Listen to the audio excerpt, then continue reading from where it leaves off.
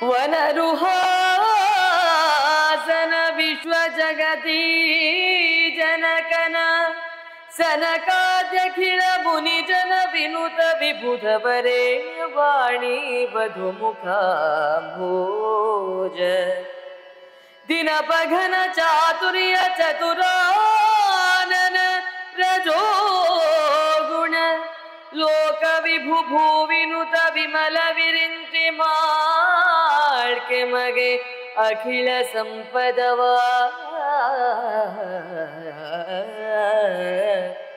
ಮಾಳ್ಕೆ ಮಗ ಅಖಿಲ ಸಂಪದವ. ಬಂಧುಗಳೇ, ರಾಮಾಯಣ ಪ್ರವಚನ ಸರಣಿಯ 77ನೇ ಸಂಚಿಕೆ ಇವತ್ತಿನದು. ಅತಿಕಾಯ ನೀತಿಯಲ್ಲಿ ನಾವಿದ್ದೇವೆ. ಅತಿಕಾಯ ತನ್ನ ನೀತಿಯಿಂದ ರಾವಣನ ಮನಸ್ಸನ್ನು ಪ್ರಸನ್ನಗೊಳಿಸುವುದಕ್ಕೆ ಪ್ರಯತ್ನಿಸಿದ, ಆದರೆ ಆಗಲಿಲ್ಲ, ವಿಫಲನಾಗಿದ್ದಾನೆ. ಆ ಯಾವ ನೀತಿಯ ಸಂಗತಿಗಳು ಬೇಡ, ಅಥವಾ ಈ ನೀತಿ ನನಗೆ ವಸ್ತುವಲ್ಲ, ಅಥವಾ ಇದರ ತಿಳುವಳಿಕೆ ಇಲ್ಲದೇ ಇದ್ದವನೂ ಅಲ್ಲ. ತನ್ನ ಅಂತಿಮ ನಿರ್ಣಯವನ್ನು ಹೇಳ್ತಾನೆ, ಯುದ್ಧಕ್ಕೆ ಹೋಗುವುದಿದ್ರೆ ಹೋಗು ಅತಿಕಾಯ, ಇಲ್ಲದಿದ್ದರೆ ನಾನು ಒತ್ತಾಯ ಮಾಡೋದಿಲ್ಲ. ನನ್ನದಂತೂ ರಾಮ ವಿರೋಧವೇ ಸ್ಪಷ್ಟ ನಿಲುಮೆ. ತಂದೆಯ ನಿಲುಮೆಯನ್ನು ಕಂಡು ರಾವಣನಿಂದ ದುರವೀಲ್ಯವನ್ನು ಪಿಡಿದು ಅತಿಕಾಯ ಪಡೆದು ಹೊರಡುತ್ತಾನೆ. ಮೋಕ್ಷಾಕಾಂಕ್ಷಿಗಳಿಗೆಲ್ಲ ಕರೆ ಕೊಡ್ತಾನೆ ರಾಮನನ್ನು ಸೇರುವುದಕ್ಕೆ. ರಾಮವೇ ಪರದೈವ, ರಾಮವೇ ಪರಮಾತ್ಮ. ರಾಮ ಎಲ್ಲವೂ ಹೌದು, ಶಿವನೂ ಹೌದು, ಬ್ರಹ್ಮನೂ ಹೌದು, ಶ್ರೀಮನ್ನಾರಾಯಣನೂ ಹೌದು. ಹಾಗೆ ಅಸಂಖ್ಯ ಸಂಖ್ಯೆಯ ರಾಕ್ಷಸರು ರಾಮಾನುಭವಕ್ಕಾಗಿ ಅತಿಕಾಯನ ಜೊತೆಗೆ ಯುದ್ಧಕ್ಕೆ ಹೊರಟು ಬರ್ತಾರೆ. ದೊಡ್ಡ ಯುದ್ಧ ತೊಡಗುತ್ತಾರೆ. ಯಾವುದೇ ದಾಕ್ಷಿಣ್ಯ ಮಾಡಲಿಲ್ಲ ಅವರು. ವಿಭೀಷಣನಿಂದ ಅತಿಕಾಯನ ಪರಿಚಯ ತಿಳಿತಾನೆ ರಾಮ. ಯುದ್ಧ ಅಂದರೆ ಸಾಮಾನ್ಯ ಯುದ್ಧ ಅಲ್ಲ ಅತಿಕಾಯನದ್ದು. ಇಂದ್ರಜಿತುವಿಗಿಂತ ಏನೇನು ಯುದ್ಧದಲ್ಲಿ ಅತಿಕಾಯ ಸಣ್ಣವನಲ್ಲ. ಅವನ ಯುದ್ಧದ ಪರಿಣಾಮವನ್ನು ಈ ಸಂಚಿಕೆಯಲ್ಲಿ ಗಮನಿಸೋಣ. ಹರಣದಾಸೆಯ ನೋಡದಿ ಬಲ ಬೆರಸಿತ ಬಲದೊಳಗೆ ಕೈ ಮೈ ಮುರಿಯದೋ ತರ ಪೈಸರಗಳೊಳ ಹೊಗದ ಹರಹಿನರಿ ಸರಿಬೆಸನ ಸಾಗರವ ಮೆರೆದರು ಸುರಕದೋ ಬಕ ಮೆಚ್ಚೆ ಹೆಣನುಪ್ಪರಿಸೆ ರುಧಿರಾಮು ಪ್ರವಾಹದಲಣುಗ ಕೇಳೆಂದ ಹರಣದಾಸೆಯ ನೋಡದೆ. ಪ್ರಾಣದ ಮೇಲಿನ ಆಶೆ ಇಲ್ಲದೆ ಕಪಿ ಸೈನ್ಯ ಅತಿಕಾಯನ ಚದುರಂಗ ಸೇನೆಯ ಮೇಲೆ ಬಿದ್ದಿತಂತೆ. ಬದುಕಿದ್ರೆ ಬತ್ತಲ್ವ ಆಲೋಚನೆ ಮಾಡುದು. ರಾಮ ಸೇವೆಯಲ್ಲಿ ತೊಡಗಿಸಿಕೊಂಡ್ರೆ ಕಪಿಗಳು. ಯಾಕೆಂದ್ರೆ ಅತಿಕಾಯನ ಸೇನೆಯ ಯುದ್ಧ ಮಹಾರಾಕ್ಷಸನಾದಂತಹ ಕುಂಭಶ್ರವಣನ ಯುದ್ಧವೇ ಬಹಳ ದೊಡ್ಡ ಯುದ್ಧ. ಭಾರಿ ದೊಡ್ಡ ನಷ್ಟವನ್ನು ಅನುಭವಿಸಿದ್ದಾರೆ ರಾಮಸೇನೆ. ಕಪಿ ಮುಖ್ಯರು ತತ್ತರಿಸಿ ಹೋಗಿದ್ರು ಕುಂಭಶ್ರವಣ ಯುದ್ಧದಲ್ಲಿ. ಅದಕ್ಕಿಂತ 2 ಪಟ್ಟು ಮೀರಿಸುವಂತಹ ಯುದ್ಧವನ್ನು ಅತಿಕಾಯನ ಜೊತೆಗಿದ್ದಂತಹ ಈ ರಾಕ್ಷಸ ಯೋಧರು ಮಾಡಿದರಂತೆ. ಸಹಿಸಿಕೊಳ್ಳಿಕ್ಕಾಗಲಿಲ್ಲ ಕಪಿಗಳಿಗೆ. ಆದರೆ ವಾನರ ಸೈನ್ಯ ದೇಹವನ್ನು ಹಿಂದಕ್ಕೆ ಹೋಗುವ ಪ್ರಶ್ನೆ ಇಲ್ಲ. ನಾವು ಏನಿದ್ರು ರಾಮನಿಗಾಗಿ ನಮ್ಮದು ಪ್ರಾಣಾರ್ಪಣೆಯ ಯುದ್ಧ, ಅದು ಚಿಂತೆ ಇಲ್ಲ. ಅಲುಗಾಡದೆ, ಹಿಂಜರಿಯದೆ, ಮಿಸುಕದೆ ದೇವತೆಗಳು ಮೆಚ್ಚುವ ರೀತಿಯಲ್ಲಿ ಕಪಿಗಳು ಯುದ್ಧ ಮಾಡಿದ್ರು ಅಂತ ತರವೇ ಹೇಳ್ತಾನೆ. ಎರಡೂ ಕಡೆಯ ಕ್ರಿಯಾಶೀಲ ವೀರರು, ಒಂದು ಕಡೆಯಿಂದ ರಾಕ್ಷಸರು, ಒಂದು ಕಡೆಯಿಂದ ಇಲ್ಲಿ ವಾನರರು. ಅಷ್ಟು ಮಂದಿ ರಾಕ್ಷಸರು ಬಂದದ್ದು ಯಾಕೆಂದ್ರೆ ಶ್ರೀರಾಮಚಂದ್ರಮನನ್ನು ನಾವು ಸೇರಬೇಕು, ಮೋಕ್ಷ ಪಡಿಬೇಕು ನಾವು. ಆದರೆ ಮೋಕ್ಷ ಪಡೆಯುವುದೇ ಸುಮ್ಮನೆ ಬೆಂಕಿಯ ಮೇಲೆ ಬೀರುವಂತಹ ದುಂಬಿಗಳ ಹಾಗಲ್ಲ. ಬದಲಾಗಿ ತಮ್ಮ ಯುದ್ಧದಿಂದ ಅಡಿಯ ಮುಂದೆಡೆ ಸ್ವರ್ಗ, ಅಡಿಯ ಹಿಂದೆಡೆ ನರಕ ಅಂತ ಒಂದು ಮಾತುಂಟು. ಹಾಗಾಗಿ ಸಮರ್ಪಣಾ ಭಾವದಿಂದ ತಮ್ಮ ರುಜುತ್ವವನ್ನು ಯುದ್ಧ ಮುಖದಲ್ಲಿ ಹೋಮಿಸುವ ರೀತಿಯಲ್ಲಿ ರುಜುಭಾವವನ್ನು, ಆ ರೀತಿಯ ಯುದ್ಧಕ್ಕೆ ರಾಕ್ಷಸರು ಹೊರಟಿದ್ದಾರೆ. ರಾಮ ವಿರೋಧ ಅಲ್ಲ, ಅವರಲ್ಲಿ ರಾಮ ಪ್ರೀತಿ ಇದೆ, ಭಕ್ತಿ ಇದೆ, ಆದರೆ ಸಮರ್ಪಣಾ ಭಾವ ಇದೆ. ಇನ್ನೊಂದು, ತಮ್ಮನ್ನು ತಾವು ಬೆಳೆದ, ಅನ್ನ ಊಟ ಮಾಡಿದ, ನೀರು ಕುಡಿದ ಉಪ್ಪಿನ ಋಣ ಉಂಟಲ್ಲ ಲಂಕೆಯಲ್ಲಿ, ರಾವಣನ ಋಣ ಇದೆ. ಆ ಋಣದಿಂದ ಮುಕ್ತನಾಗಬೇಕು. ಆ ಋಣದಿಂದ ಮುಕ್ತರಾಗದೇ ಇದ್ರೆ ಭಗವಂತನು ನಮ್ಮನ್ನು ಸ್ವೀಕರಿಸುವುದಿಲ್ಲ. ಋಣ ಮುಕ್ತಿಗಾಗಿ ಭಗವಂತನ ಪಾದವನ್ನು ಸೇರುವುದಕ್ಕಾಗಿ ಅವರು ಯುದ್ಧವನ್ನು ತೊಡಗಿದರು. ಹಾಗೆ ಅಂಗದಾದಿಗಳು, ನೀಲನೋ ನಳನೋ ಯಾರ್ಯಾರಿದ್ದಾರೆ ಕಾಳಗದಲ್ಲಿ ಹೇಳ್ತಾನೆ ಕವಿ ಸುಗ್ರೀವ, ನಳ, ನೀಲ, ಜಾಂಬವ, ಸುಷೇಣ, ಶತಬಲಿ, ಗವಾಕ್ಷ, ಮೈಂದ, ದ್ವಿವಿಧ ಈ ವಿಕ್ರಮಿಗಳು ಒಬ್ಬೊಬ್ಬರು ಯುದ್ಧದಲ್ಲಿ ಭಾರಿ ಯುದ್ಧ ಮಾಡಿದರು. ಪರಸ್ಪರ ಅಪೂರ್ವವಾದಂತಹ ಯುದ್ಧ ಸಂಭವಿಸಿದಂತೆ. ಅದೇ ರೀತಿ ಅನಂತರ ಅಸುರಾರಿ ರಾಮನ ಎದುರಿಗೆ ಅತಿಕಾಯನು ತನ್ನ ಚಿನ್ನದ ರಥವನ್ನು ಸುಳಿದ ಅಂತ ಹೇಳ್ತಾನೆ. ರಾಮನ ಎದುರಿಗೆ ಅತಿಕಾಯ ರಥ ತಂದು ನಿಲ್ಲಿಸ್ತಾನೆ. ಕೇಳೋಣ. ಅಹುದೇ ಜೀಯ ಸಮಗ್ರ ಸಾಹಸನಹನೆಯ ಮೊದಲೇ ದೇವರಿಗೆ ಭಿನ್ನಹವ ಮಾಡಿದ ಮಾತಿಗಂಧತವು ಹೊತ್ತದೆಲೆ ತನಗೆ ಅಹದ ಬಲ ನಿವನ ಘನ ವಿಗ್ರಹವನಾನುವುದರಿದೆನಲು ಗಹಿಕೆಯಲ್ಲಿ ತೂಷ್ಣೀಕರಿಸಿ ಸೌಮಿತ್ರಿ ಮಾರಾಂತ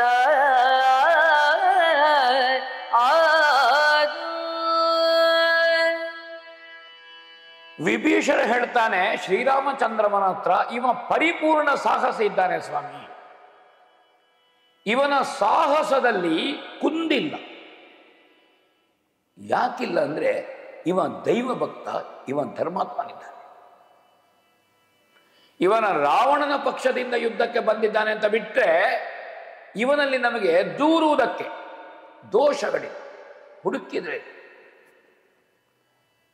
ನಿತ್ಯ ಮಹಾವಿಷ್ಣುವಿಗೆ ಪೂಜೆ ಮಾಡ್ತಾ ಇದ್ದವ, ವೈಷ್ಣವ ಭಕ್ತ ಇವ, ಶ್ರದ್ಧಾಳು. ತನಗಿಂತ ಏನೇನು ಕಡಿಮೆ ಅಲ್ಲವನ ಭಕ್ತಿಯಲ್ಲಿ ಅಂತ ವಿಭೀಷಣ ಹೇಳ್ತಾನೆ.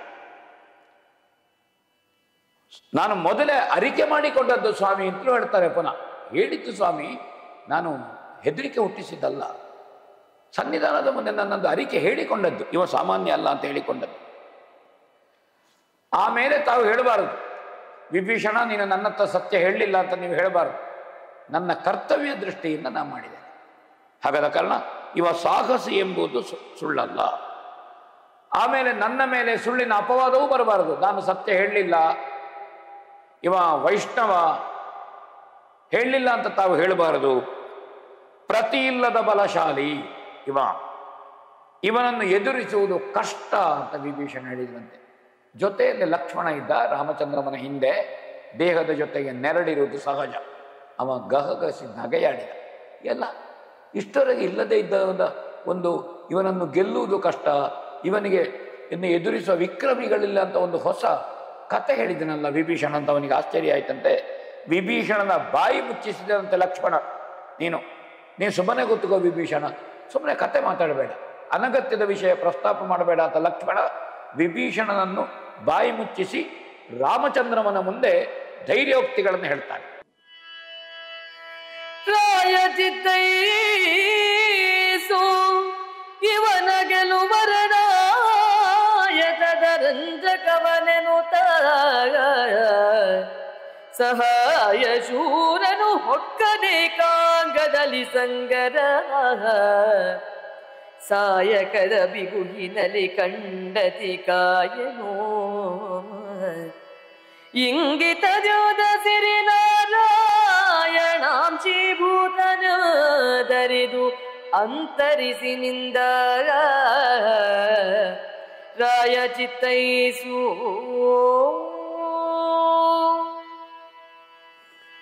ಶ್ರೀರಾಮಚಂದ್ರಮನಿಗೆ ನಮಸ್ಕಾರ ಮಾಡಿ ಲಕ್ಷ್ಮಣ ಹೇಳುತ್ತಾನೆ, ಅರಸ ಚಿತ್ತೈಸು, ಇವನನ್ನು ಯುದ್ಧದಲ್ಲಿ ಗೆಲ್ಲುವ ಸೊಗಸನ್ನು ಗಮನಿಸು. ನಾನು ಲೀಲಾಜಾಲವಾಗಿ ಯಾವುದೇ ಶ್ರಮ ಹಾಕದೆ ನಾನಿವನನ್ನು ಗೆದ್ದು ಕೊಡ್ತೇನೆ ಹೇಳ್ತೇನೆ. ಅತಿಕಾಯನಿಗೆ ರಾವಣನಲ್ಲಿ ಎಷ್ಟು ನಿಷ್ಠೆ ಇದೆಯೋ ಅದಕ್ಕಿಂತ ಏನೇನು ಕಡಿಮೆ ನಿಷ್ಠೆ ಅಲ್ಲಲ್ಲ ಲಕ್ಷ್ಮಣನಿಗೆ ರಾಮನಲ್ಲಿ.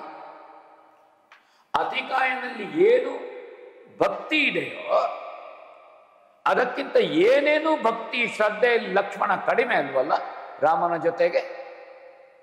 ರಾಮನಲ್ಲಿ ತಂದೆ ಅಂತ ತಿಳಿದು, ದೇವರು ಅಂತ ತಿಳಿದು, ತನ್ನ ಸರ್ವಸ್ವ ಅಂತ ತಿಳಿದು, ತನ್ನ ಇಡೀ ಸಂಸಾರವನ್ನು ತೊರೆದು ಬಂದಂಥ ಲಕ್ಷ್ಮಣನ ಶ್ರದ್ಧೆ ಕಡಿಮೆ ಅಲ್ಲ. ಅದು ಮುಖ್ಯ. ಅವನನ್ನು ಗೆಲ್ಲುವ ಸೊಗಸು ನೋಡು. ಅಸಹಾಯಕ ಶೂರ ಲಕ್ಷ್ಮಣನು ಏಕಾಂಗಿಯಾಗಿ ಯುದ್ಧ ಪ್ರವೇಶ ಮಾಡ್ತಾನಂತೆ. ರಾಮ ಆಶೀರ್ವಾದ ಮಾಡ್ತಾರೆ, ಯುದ್ಧವನ್ನು ಗೆದ್ದು ಬಾ ಅಂತ ಹೇಳ್ತಾರೆ. ಜೊತೆಗೆ ವಿಭೀಷಣ, ಜಾಂಬವ, ಹನುಮಂತಾದಿ ಕಪಿಗಳು ಯಾರಿದ್ದಾರೆ, ಕಪಿ ಮುಖ್ಯರು ದೊಡ್ಡ ಸಂಖ್ಯೆಯಲ್ಲಿ ಲಕ್ಷ್ಮಣನನ್ನು ಅನುಸರಿಸಿ ಹೊರಡುತ್ತಾರೆ. ಲಕ್ಷ್ಮಣನ ಆಯುಧದ ಹಿಡಿತವನ್ನು ಕಂಡು ಅತಿಕಾಯನು ಇವನು ಶ್ರೀಮನ್ನಾರಾಯಣನ ಅಂಶಜ ಅಂತ ತಿಳಿದನು. ಇವ ಹರಿಯ ಅಂಶಜ. ಹರಿ ಅಂದ್ರೆ ಸರ್ಪ ಅಂತಲೂ ಹೌದು, ಸರ್ಪದ ಅಂಶ. ಹರಿ ಅಂದ್ರೆ ಶ್ರೀಮನ್ನಾರಾಯಣ ಅಂತಲೂ ಹೌದು, ಶ್ರೀಮನ್ನಾರಾಯಣನ ಅಂಶ. ಹಾಗಾದ್ರೆ ಪೂರ್ಣಾಂಕ ಯಾರು? ಶ್ರೀರಾಮ. ಅಂಶ ಯಾರು? ಲಕ್ಷ್ಮಣ. ಪೂರ್ಣ ಯಾರು? ಶ್ರೀಮನ್ನಾರಾಯಣ. ಅಂಶ ಯಾರು? ಮಹಾಶೇಷ. ಇವ ಹರಿಯ ಅಂಶ, ಇವ ಮಹಾಶೇಷ ಅಂತವ ತಿಳ್ಕೊಂಡ ಅಂತ ಹೇಳ್ತಾನೆ. ಶ್ರೀಮನ್ನಾರಾಯಣನ ಅಂಶದಿಂದ ಹುಟ್ಟಿದವನು. ಯಾಕಂದ್ರೆ ದೇವನಿರ್ಮಿತ ಪಾಯಸ ಒಂದೇ ಪ್ರಧಾನ ಭಾಗವನ್ನು ಕೌಸಲ್ಯಗೆ ಕೊಡ್ತಾನೆ, ಆಮೇಲೆ ಭಾಗವನ್ನು ಮತ್ತು ಖಂಡ ಮಾಡಿ ಕೈಕೇಯಿಗೆ ಕೊಡ್ತಾನೆ, ಸುಮಿತ್ರೆಗೆ ಕೊಡ್ತಾನೆ, ಪುನಃ ಉಳಿದಂಥ ಒಂದು ಖಂಡವನ್ನು ಸುಮಿತ್ರೆಗೆ ಪ್ರತ್ಯೇಕವಾಗಿ ಕೊಡ್ತಾನೆ. ಹೀಗೆ ಅಂಶಾಂಶ ಸಂಬಂಧದಿಂದ ಅಂಶಾಂಶ ಸಂಬಂಧದಿಂದ ಅವ ಭಗವಂತನ ಅಂಶ ಅಂತ ಸ್ಪಷ್ಟವಾಯಿತು. ಹೀಗೆ ರಾಘವನ ತಮ್ಮನ ಧನುಷ್ಟೇಂಕಾರ ಮದಿಸಿದ ಆನೆಯ ಮೇಲೆ ಬಿದ್ದು ಕೆರಳಿದ ಸಿಂಹದಂತೆ ಲಕ್ಷ್ಮಣ ಸಿಂಹನಾದ ಮಾಡಿ ಲಂಕೆಯ ರಸನ ಮಗನ ಮುಂದೆ ಬಂದು ನಿಂತನಂತೆ. ಲಕ್ಷ್ಮಣ ಯುದ್ಧಕ್ಕೆ ಪಂಥಾಹ್ವಾನವನ್ನು ಕೊಟ್ಟನಂತೆ, ಧನುಷ್ಟೇಂಕಾರವನ್ನು ಮಾಡಿದನಂತೆ. ಏನು ಹೇಳ್ತಾನೆ ಕೇಳೋಣ ಅತಿಕಾಯ. ಬಂದ ಭರದೊಳಗಾದ ನೀತನ ನಂದನಳವಿಯೊಳೊಬ್ಬಿರಿದು ರಘುನಾಥನೋ ಲಕ್ಷ್ಮಣನೋ ನೀನಾರದು ಸರಿಸದಲಿ. ರಘುನಂದನನು ಲಕ್ಷ್ಮಣನು ನೀನಾರು ನಿಂದು ಕೇಳಲು ಕೇಳಿ ಲಕ್ಷ್ಮಣನಂದ ನೆಲವೋ ನಿನ್ನ ಮನಕೇರುವುದು ತೋರಿದು ತೋರಿದನಿತನೆ ಬಗೆದು ಕೋಯದ. ರಘುನಂದನನು ಲಕ್ಷ್ಮಣನು ನೀನಾರು. ಲಕ್ಷ್ಮಣನು ಬಂದಂತಹ ವೈಖರಿ ಭರ ಏನುಂಟು, ಹೋರಾಟದ ಕೆಚ್ಚು ಏನುಂಟು, ಇದನ್ನು ಕಂಡು ಅತಿಕಾಯ ಜೋರಾಗಿ ಅಬ್ಬರಿಸಿ ನೀನು ರಘುನಂದನನೋ ಅಂತ ಕೇಳ್ತಾನೆ. ಅಂದ್ರೆ ನೀನು ರಘುವಂಶೀಯನಾದಂತಹ ರಾಮನೋ. ರಘುನಂದನ, ರಘುನಾಥ, ರಾಘವ ಇದೆಲ್ಲ ರಾಮನಿಗೆ ಸಂಬಂಧಪಟ್ಟ ಹೆಸರು. ಲಕ್ಷ್ಮಣನು ರಘುನಂದನನೇ, ರಾಘವನೇ, ಆ ಕುಲದವನೇ. ಆದರೆ ಆ ಹೆಸರಿರುವಂತಹದ್ದು ಅದು ರಾಮನಿಗೆ ಮಾತ್ರ ಸಂಬಂಧಿಸಿರುವಂತಹದ್ದು. ಅಲ್ಲ, ನೀನು ಲಕ್ಷ್ಮಣನೋ, ನೀನು ಯಾರು ಅಂತ ಕೇಳ್ತಾನೆ. ಎದುರಿನಲ್ಲಿ ನಿಂತು ಲಕ್ಷ್ಮಣ ಹೇಳ್ತಾನೆ, ನಿನ್ನ ಮನಸ್ಸಿನಲ್ಲಿ ಯಾರು ಅಂತ ಕಾಣುತ್ತದೆ ಹಾಗೆ ತಿಳ್ಕೊ. ನೀನು ಯುದ್ಧಕ್ಕೆ ಬಂದದ್ದು. ಯುದ್ಧ ಮಾಡುವವನಿಗೆ ವಿಳಾಸ ಯಾಕೆ, ಸಂಬಂಧಗಳು ಯಾಕೆ, ಬಂಧುತ್ವಗಳು ಯಾಕೆ? ಅದು ಬೇಕಾಗಿಲ್ಲ ಯುದ್ಧ ಮಾಡಲಿಕ್ಕೆ ಬಂದವ. ನಿನ್ನ ಮನಸ್ಸಿನಲ್ಲಿ ರಘುನಂದನ ಅಂತ ತಿಳಿದ್ರೆ ರಘುನಂದನನೇ. ಯಾಕೆ? ಲಕ್ಷ್ಮಣನು ರಘುನಂದನೇ, ರಘುವಂಶೀಯನೇ. ರಾಮನು ರಘುನಂದನನೇ, ರಾಮನು ದಾಶರಥಿಯೇ, ಲಕ್ಷ್ಮಣನು ದಾಶರಥಿಯೇ, ದಶರಥನ ಮಗನೇ, ಅಂದೇನೇನೂ ಅಲ್ಲ. ನಿನ್ನ ಮನಸ್ಸಿನಲ್ಲಿ ಏನೆಂದು ಉಂಟ ಹಾಗೆ ನೀನು ಭಾವಿಸಿಕೋ. ನೀನು ಕೇಳೋದಕ್ಕೆ ನಿನಗೆ ಯುದ್ಧ ಮಾಡುವವನಿಗೆ. ಅದಕ್ಕೆ ಅವ ಹೇಳ್ತಾನೆ, ಯುದ್ಧಕ್ಕೆ ಯಾರು ಬಂದರೂ ನನಗೆ ಅದರ ಯೋಚನೆ ಇಲ್ಲ. ಯಾರು ಬಂದರೂ ಆದೀತು ನನಗೆ. ನಾನು ಯುದ್ಧ ಮಾಡುವುದಕ್ಕೆ ಬಂದದ್ದು. ಆದರೆ ಯುದ್ಧರಂಗದಲ್ಲಿ ಸ್ಥಿರ ಚರಾದಿಗಳಿಗೆ ಯಾರು ಒಡೆಯ, ಅಥವಾ ಚರಾತ್ಮನಿಗೆ ಎಲ್ಲದಕ್ಕೂ ಒಡೆಯವನೊಬ್ಬನಿದ್ದಾನಲ್ಲ, ಅಥವಾ ಸ್ಥಿರ ಚರಾದಿಗಳಲ್ಲಿ ಅಂತರ್ಗತನಾದವನೊಬ್ಬನಿದ್ದಾನಲ್ಲ, ಅವನಿಗೆ ನಾವು ಸಮರ್ಪಿಸಿಕೊಳ್ಳುವವರು. ನಮ್ಮದು ಸಮರ್ಪಣಾ ಭಾವದ ಯುದ್ಧ. ಅಂದ್ರೆ ಅಂತಹ ಅಂತರಾತ್ಮ ಯಾರು? ಸ್ಥಿರಚರಾದಿಗಳಲ್ಲಿ ಅಂತರ್ಹಿತನಾದವನು ಯಾರು? ಅವ ರಾಮನಲ್ಲದೆ ಮತ್ತೊಬ್ಬನಲ್ಲ. ಅದು ರಾಮನ ತಮ್ಮನೋ, ರಾಮನ ಅಪ್ಪನೋ, ಅಥವಾ ರಾಮನ ಚಿಕ್ಕಪ್ಪನೋ ಆಗಲಿಕ್ಕೆ ಸಾಧ್ಯ ಇಲ್ಲ. ಅದು ರಾಮ ಮಾತ್ರ. ನಾವು ತಿಳ್ಕೊಂಡಾಗೆ ದಶರಥನ ಎಲ್ಲ ಮಕ್ಕಳಲ್ಲ, ಅಥವಾ ಸೂರ್ಯವಂಶದಲ್ಲಿ ಇದಕ್ಕಿಂತ ಹಿಂದಿನವರಲ್ಲ. ರಘುನಂದನ ಅಂತ ಯಾರಿಗುಂಟು? ಅಂತಹ ರಾಮ ಮಾತ್ರ ಸರ್ವಾತ್ಮಕನಿದ್ದಾನೆ. ಸ್ಥಿರ ಚರಾದಿಗಳಲ್ಲಿ ಅಂತರ್ಹಿತನಾದವನಿದ್ದಾನೆ, ಬಾಕಿದ್ದವರಲ್ಲ. ನಾವು ಕೇಳಲಿಕ್ಕೆ ಕಾರಣ ಉಂಟು, ಸುಮ್ಮನೆ ಕೇಳಿದ್ದಲ್ಲ. ಯುದ್ಧವೋ ದೇವತೆಗಳು ಮೆಚ್ಚುವಂತೆ ನಾನು ಯುದ್ಧ ಮಾಡುವ ಸಾಮರ್ಥ್ಯ ಉಳ್ಳವ ಅಂತ ಹೇಳ್ತಾನೆ. ನೀನು ವೀರನಾಗಿದ್ದರೆ ಯುದ್ಧಕ್ಕೆ ನಿಲ್ಲು. ಹಾಗೆ ಪಂಥಾಹ್ವಾರವನ್ನು ಕೊಟ್ಟು ಯುದ್ಧಕ್ಕೆ ತೊಡಗುತ್ತಾರಂತೆ. ಅದ್ಭುತವಾದಂತಹ ಯುದ್ಧ ಲಕ್ಷ್ಮಣ ಮತ್ತು ಅತಿಕಾಯರಲ್ಲಿ ಬಾಣಗಳಲ್ಲಿ ನಡೆಯಿತು ಅಂತ ಹೇಳ್ತಾನೆ. ಇಲ್ಲಿ ಇಬ್ರು ಬಾಣಗಳ ಪ್ರಯೋಗದ ಕುಶಲಗಾರಿಕೆ, ಖಂಡನೆ, ಮಂಡನೆ ಇತ್ಯಾದಿ, ಕವಲಂಬುಗಳನ್ನು ಹೊಡೆದರಂತೆ, ಬೋಳೆಯಂಬುಗಳನ್ನು ಹೊಡೆದರಂತೆ, ಕಾಂತಿ ಬೀರುವ ಕಣಿಗಿಲೆ ಬಾಣಗಳು, ಬೆಂಕಿ ಯುಗುಳುವ ಬಾಣಗಳು, ಹೀಗೆ ವಿವಿಧ ರೀತಿಯಲ್ಲಿ ನಡೆಯಿತು ಅಂತ ಹೇಳ್ತಾನೆ ಕವಿ. ಪಾರ್ವತೀ ದೇವಿಯ ಸಹೋದರನಾದಂತಹ ಮೈನಾಕ ಪರ್ವತ, ಯಾಕೆ ಪಾರ್ವತಿ ಪರ್ವತರಾಜನ ಹಿಮವಂತನ ಮಗಳು. ಆ ಮೈನಾಕ ಹೇಗೆ ಮುಚ್ಚಿಕೊಳ್ಳುತ್ತದೆ ಅಲ್ಲಿ ಹುಟ್ಟುವಂತಹ ಗಿಡಗಳಿಂದ, ಕಣೆಗಳಿಂದ. ಆ ರೀತಿ ಒಂದು ಪರ್ವತಕ್ಕೆ ಹೇಗೆ ಅಲ್ಲಿ ಬೆಳೀತದೆ, ಗಿಡಗಳು ಬೆಳೆದು ಹೇಗೆ ಕಾಣುತ್ತದೆ, ಹಾಗೆ ಈ ಬಾಣದ ಕಣೆಗಳಿಂದ ಲಕ್ಷ್ಮಣನ ಮೈ ಮುಚ್ಚಿಕೊಂಡಿತ್ತು ಅಂತ ತೊರವೆಯಲ್ಲಿ ವರ್ಣಿಸಿದ್ದಾರೆ. ಮುಳ್ಳು ಮುತ್ತುಗದ ಮರದಂತೆ, ಉದಾಹರಣೆಗೆ ಮುಳ್ಳು ಮುತ್ತುಗದ ಮರ, ಇಡೀ ಮುಳ್ಳಿರುವಂತಹದ್ದು, ಮುಳ್ಳು ಮುತ್ತುಗದ ಮರದಂತೆ ಲಕ್ಷ್ಮಣ ಕಂಗೊಳಿಸಿದ ಅಂತ ಇಲ್ಲಿ ಕವಿ ವರ್ಣಿಸ್ತಾರೆ.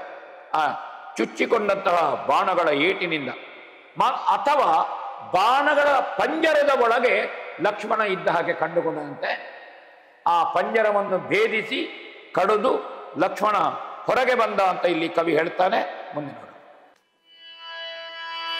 ಸಾಧಿಸಿದ ಸಲಲಿನಿತದಲ್ಲಿ ಮಿಗನುವುದು ಲಕ್ಷ್ಮಣ ದೇವನಹುದು ಸಂದ ಭಟರೊಳಗಗಳನ್ನು ಮಾಮ ಪ್ರಸಿದ್ಧನನರ ಅಂದಲೇಸೆ ಸುಗೆಗಳ ಹಗೆಗಳಲ್ಲೊಂದೆರಡು ಗುಣವಿರಲು ಅಸೂಯೆಯ ತಂದರಿತರರು ನಗುವರೆನು ತಿಂತೆಂದನ ಸುರಗೆ ಲಕ್ಷ್ಮಣನು ತನ್ನನ್ನು ಆವರಿಸಿ ನಿಂತಹ ಬಾಣದ ಪಂಜರ ಏನುಂಟು ಇದನ್ನೆಲ್ಲ ಕಡಿದು ಭೇದಿಸಿ ಲಕ್ಷ್ಮಣ ಹೊರಗೆ. ಆಶ್ಚರ್ಯ ಆಯ್ತಂತೆ ಅವನಿಗೆ. ಆಶ್ಚರ್ಯಾಗಿ ಅವ ಒಳ್ಳೆಯ ಮಾತು ಹೇಳ್ತಾನೆ. ತನಗೆ ತಗುಲಿದ ಬಾಣಗಳ ಪೆಟ್ಟಿನಿಂದ ನೊಂದ ಲಕ್ಷ್ಮಣ, ನೋವಾಗಿದೆ. ಅವ ಅತಿಕಾಯನ ಕುರಿತಾಗಿ ಹೊಗಳಿಕೆಯ ಒಳ್ಳೆಯ ಮಾತುಗಳನ್ನು ಹೇಳುತ್ತಾನೆ. ಇಷ್ಟರವರೆಗೆ ಬಂದ ವೀರರಲ್ಲಿ ನೀನು ಅತಿ ಶ್ರೇಷ್ಠ. ಮಮಾ ಬೇಷ್, ಶಾಬಾಸ್ ಹೇಳ್ತಾನೆ. ಮೆಚ್ಚುಗೆಯ ಮಾತನ್ನು ಹೇಳ್ತಾನೆ. ಒಳ್ಳೆಯ ಉದ್ಗಾರಗಳನ್ನು ಹೇಳಿ ಉದ್ಗರಿಸಿದವ. ಅತಿ ಶ್ರೇಷ್ಠ ನೀನು, ಅಪ್ರತಿಮ ವಿಕ್ರಮಿ ನೀನು ಹೆಸರಾಂತ ಬಿಲ್ಲುಗಾರ. ವಸಿಷ್ಠ ಶಿಷ್ಯನಾದ ವಿಶ್ವಾಮಿತ್ರನ ಅನುಗ್ರಹಕ್ಕೆ ಪಾತ್ರನಾದ ಲಕ್ಷ್ಮಣ ರಾಮನಿಗಿಂತ ಏನೇನು ಕಡಿಮೆ ಅಲ್ಲ ಬಿಲ್ಲುಗಾರಿಕೆಯಲ್ಲಿ. ರಾಮ ಕೋದಂಡಪತಿ ಬಿಡಿ. ಇಂತಹ ಸಾಮರ್ಥ್ಯದ ಲಕ್ಷ್ಮಣ ಹೇಳ್ತಾನೆ, ನಿನ್ನ ಬಾಣ ಪ್ರಯೋಗದ ರೀತಿ ಅಪೂರ್ವವಾಗಿದೆ, ಬಹಳ ಚೆನ್ನಾಗಿ. ನಾನು ಬೆರಗಾಗಿ ಹೋಗಿದ್ದೇನೆ ನಿನ್ನ ಬಾಣ ಪ್ರಯೋಗದ ರೀತಿಯಲ್ಲಿ. ಶತ್ರುಗಳಲ್ಲಿ ಒಂದೆರಡು ಒಳ್ಳೆಯ ಗುಣಗಳಿರುವುದನ್ನು ಕಂಡು ಹೊಟ್ಟೆ ಕಿಚ್ಚು ಪಟ್ಟೇನು. ತಿಳಿದವರು ನಗುವರು, ನೋಡಿದವರು ಹೇಳ್ಯಾರು ಲಕ್ಷ್ಮಣನಿಗೆ ಹೊಟ್ಟೆ ಕಿಚ್ಚು ಅಂತ. ಅಲ್ಲ, ನಿನ್ನ ಶತ್ರುವೇ ಇರು. ನಿನ್ನ ಒಳ್ಳೆಯ ಗುಣಗಳನ್ನು, ನಿನ್ನ ವಿಕ್ರಮವನ್ನು ಮೆಚ್ಚಿದ್ದೇನೆ, ಸಂತೋಷ ಪಟ್ಟಿದ್ದೇನೆ. ಯಾವಾಗಲೂ ಒಬ್ಬ ವಿಕ್ರಮಿ ಮತ್ತೊಬ್ಬನ ವಿಕ್ರಮನ ಯಾವುದೇ ಒಂದು ಕ್ರೀಡೆಯಲ್ಲಿ ಒಬ್ಬ ತನಗಿಂತ ಸಿದ್ಧಿ ಹೊಂದಿದವ ಒಳ್ಳೆಯ ಕ್ರೀಡಾಳು ಇದ್ದಾನೆ, ಕ್ರೀಡಾಪಟು ಇದ್ದಾನೆ, ನಾವು ಸಂತೋಷದಿಂದ ಅವನ ಹೆಗಲು ತಟ್ಟಬೇಕು. ನಿನ್ನ ಕ್ರೀಡೆ ಒಳ್ಳೆಯದು, ನನಗಿಂತ ಚೆನ್ನಾಗಿ ಆಡಿದ್ದೀನಿ. ಇದು ಪ್ರತಿಭೆಯನ್ನು ಮೆಚ್ಚುವ ಗುಣ. ಯಾವುದೇ ಕ್ಷೇತ್ರದಲ್ಲಿ, ಅದು ವಾದ್ಯವೋ, ವಾದನವೋ, ನೃತ್ಯವೋ, ಸಂಗೀತವೋ, ತಮಗಿಂತ ಹೆಚ್ಚಿನ ಪ್ರತಿಭೆಯನ್ನು ಒಬ್ಬ ಪ್ರದರ್ಶಿಸಿದ, ತಮಗೆ ಮೇಲೆ ಪ್ರಭಾವ ಬೀರಿದ ಅಂತಾದರೆ ನಾವು ಅದನ್ನು ಮೆಚ್ಚಿಕೊಳ್ಬೇಕು. ನೀನು ನನಗಿಂತ ಚೆನ್ನಾಗಿ ಆಡಿ. ಅನೇಕ ಸಲ ಏನು ಮಾಡ್ತೇವೆ, ಅವರಿಗೆ ಬಹುಮಾನ ಬಂದಾಗ ನಾವು ಇತ್ತಂದರೆ ಇಲ್ಲ, ಸ್ವಲ್ಪ ಶ್ರುತಿ ಬಿಟ್ಟಿದ್ದಾರೆ, ಇವ ಸ್ವಲ್ಪ ಕುಣಿದದ್ದು ಸರಿಯಾಗಿದೆ, ಲಯ ಸರಿ ಇರಲಿಲ್ಲ, ಇವನ ಅಭಿನಯದ ಭಂಗಿಗಳು ಸರಿ ಇಲ್ಲ, ಆದರೂ ಸ್ವಲ್ಪ ನಿರ್ಣಾಯಕರು ತಾರತಮ್ಯ ಮಾಡಿದ್ದಾರೆ, ರಾಜಕೀಯ ಮಾಡಿದ್ದಾರೆ, ನಾವು ಅದೇ ಸುದ್ದಿ ಮಾತಾಡೋದು ಅಲ್ಲ. ಪ್ರತಿಭೆಯನ್ನು ಮೆಚ್ಚುವಂಥದ್ದು ಬಹಳ ಮುಖ್ಯ. ಎರಡನೆಯವನು ಆದ ಕಾರಣ ಒಂದನೆಯವನಾದದ್ದು. ಹಾಗಾದ್ರೆ ಸೋಲು ಸೋಲಲ್ಲ, ಅದು ಗೆಲುವಿನ ಸೋಪಾನ ಅಂತ ಒಂದು ಮಾತಿದೆ. ಹಾಗೆ ಅವ ಮೆಚ್ಚಿ ಮಾತನ್ನು ಹೇಳ್ತಾನೆ ಅಂತ ನಾನು ಹೊಟ್ಟೆಗಿಚ್ಚು ಪಡುವುದಿಲ್ಲ. ಮಾತ್ರ ಅಲ್ಲ, ಮುಂದೆ ಕೇಳೋಣ. ಬಲ್ಲಿದರು ನೀವು ನಿಮ್ಮ ಸಾಹಸಗಿಲ್ಲ, ಸರಿಸುರನರ ಭುಜಂಗಮರಲ್ಲಿ ನಾವಾಸುರನರೋರಗ ಭುವನದವರೈಸೆ. ಕಲ್ಲು ಮರನವರುಳಿದವರು ಬಿಡು ಬಿಲ್ಲಿನವರ ವಿಬ್ಬರದರೋಳು, ಬಲ್ಲಿರನು ತಾನೆಲ್ಲ ತನ್ನಯ ಪರಿಯ ನೋಡುವುದ. ಬಲ್ಲಿದರು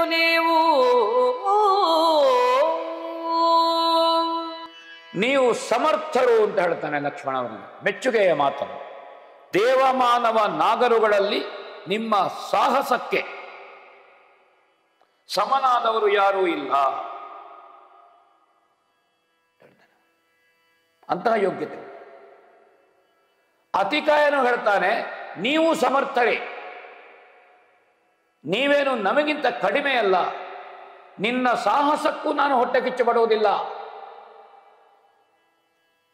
ಪರಸ್ಪರ ತಮ್ಮ ತಮ್ಮ ವಿಕ್ರಮಗಳನ್ನು, ಇನ್ನೊಬ್ಬನ ಪ್ರತಿಭೆಯನ್ನು ಮೆಚ್ಚಿಕೊಂಡ್ರು. ಇದು ವಿರೋಧ ಪಕ್ಷವೇ ಇರಲಿ, ಆದರೆ ಇದು ಹಾರ್ದಿಕವಾದಂತಹ ಒಂದು ಅವರ ಮೆಚ್ಚುಗೆಯನ್ನು ಪ್ರಕಟಪಡಿಸಿದ್ರು ಪರಸ್ಪರ.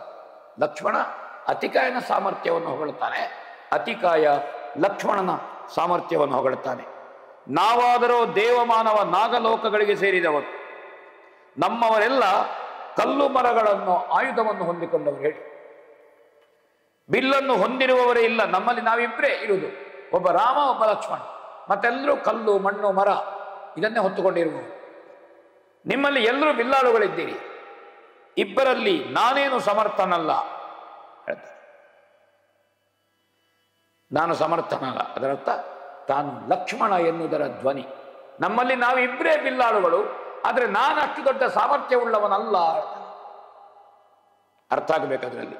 ಆದರೂ ನನ್ನ ರೀತಿಯನ್ನು ನೋಡುವಂತ ಲಕ್ಷ್ಮಣ 5 ಬಾಣಗಳನ್ನು ಅತಿಕಾಯನಿಗೆ ಪ್ರಯೋಗ ಮಾಡಿದನಂತೆ.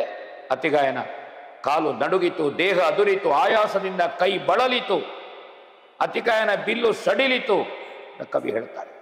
ದೇವತೆಗಳು ಹರ್ಷಗೊಂಡಂತೆ, ಹಾಗೆ ಮೂರ್ಛೆಗೆ ಹೋಗಿ ಬಿದ್ದನಂತೆ. ಅತಿಕಾಯ ಮೆಲ್ಲಗೆ ಸರಿದನಂತೆ, ಎಚ್ಚರಗೊಂಡನಂತೆ, ಸೀತಾಪತಿಯನ್ನು ಸ್ಮರಿಸಿದನಂತೆ, ಕೈಯಿಂದ ಜಾರಿದ ಬಿಲ್ಲನ್ನು ಬಿಗಿಯಾಗಿ ಹಿಡ್ಕೊಂಡನಂತೆ, ಬತ್ತಳಿಕೆಯಿಂದ ಬಾಣ ತೆಗೆಯುವುದಕ್ಕೆ ಪ್ರಯತ್ನಿಸಿದನಂತೆ. ಅತಿಕಾಯ ಲಕ್ಷ್ಮಣನ 5 ಬಾಣದಿಂದ ಆಘಾತ ಹೊಂದು ಬಿದ್ದು ಮೂರ್ಛೆ ಹೋಗಿ ಚೇತರಿಸಿದ ಅತಿಕಾಯನ ಭಾವವನ್ನು ಕೇಳೋಣ. ನೀವು ಜಗದಧಿದೈವವೆಂಬುದ ನಾವು ಬಲ್ಲೆವು, ನಿಜ ಕುಲ ಸ್ವಭಾವವಿದನ ಬಿಡಲು ಬಹುದೇ ಪೂರ್ವ ಪದ್ಧತಿಯ. ನೀವು ಜಗದಧಿದೈವವೆಂಬುದ ನಾವು ಬಲ್ಲೆವು, ನಿಜ ಕುಲ ಸ್ವಭಾವವಿದನ ಬಿಡಲು ಬಹುದೇ ಪೂರ್ವ ಪದ್ಧತಿಯ. ನಾವು ಮಾಡುವ ಸಮರ ಮುಖ ಸಂಭಾವನೋಚಿತ, ಸರಳ ಭಕ್ತಿಯ ನೀವು ಕೈಕೊಳ್ಳಬೇಕು ಎನ್ನುತ್ತ. ನಾವು ಮಾಡುವ ಸಮರ ಮುಖ ಸಂಭಾವನೋಚಿತ, ಸರಳ ಭಕ್ತಿಯ ನೀವು ಕೈಕೊಳ್ಳಬೇಕೆನ್ನುತ್ತ. ತೆಗೆದೆಚ್ಚ ನದಿಕಾಯ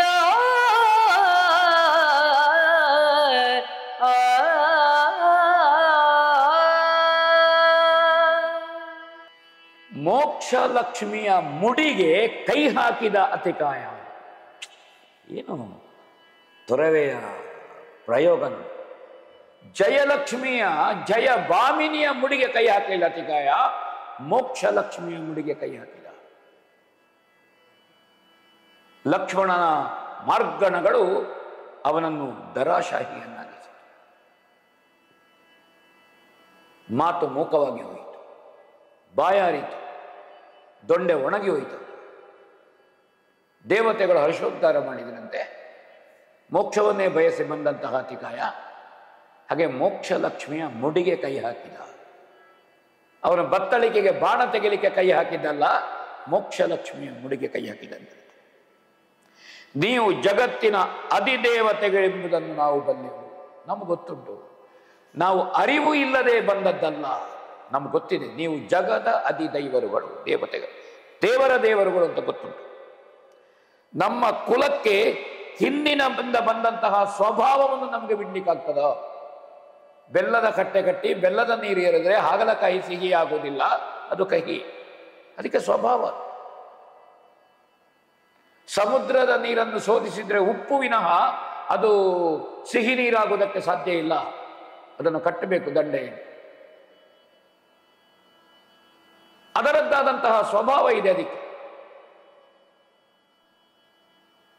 ಅದೇ ರೀತಿ ಹೇಳ್ತಾನೆ ಅಮ್ಮ, ನಮಗೆ ಸ್ವಭಾವ ಇದು.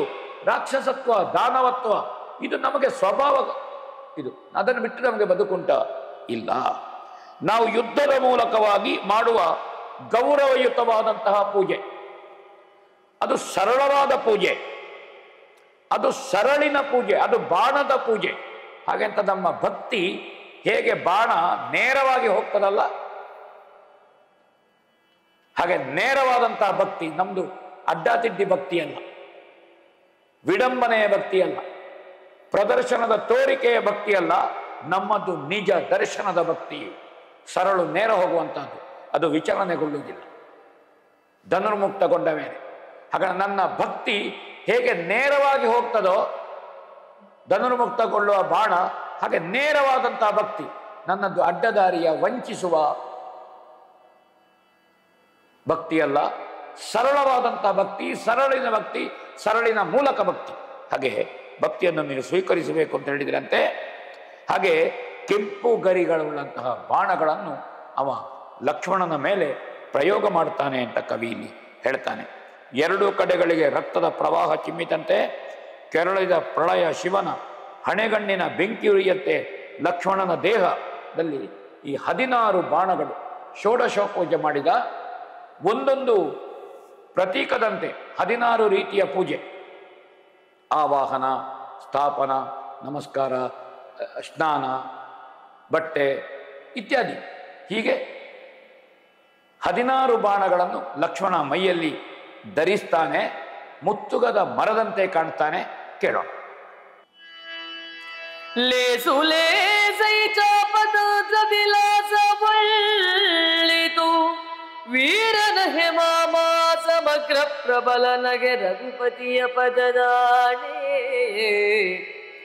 ಈ ಸುದಿನ ಕಾದಿದ ನಿಶಾಟ ಮಹಾಸುಭಟರ ಹವಕ್ಕೆ ಮಿಗಿಲದು ಆ ಸುಮಿತ್ರ ಸುತ ಸುರಾರಿಯ ನೆಚ್ಚು ಬುಬ್ಬಿರಿದ ಲೇಸು ಲೇಸೈ.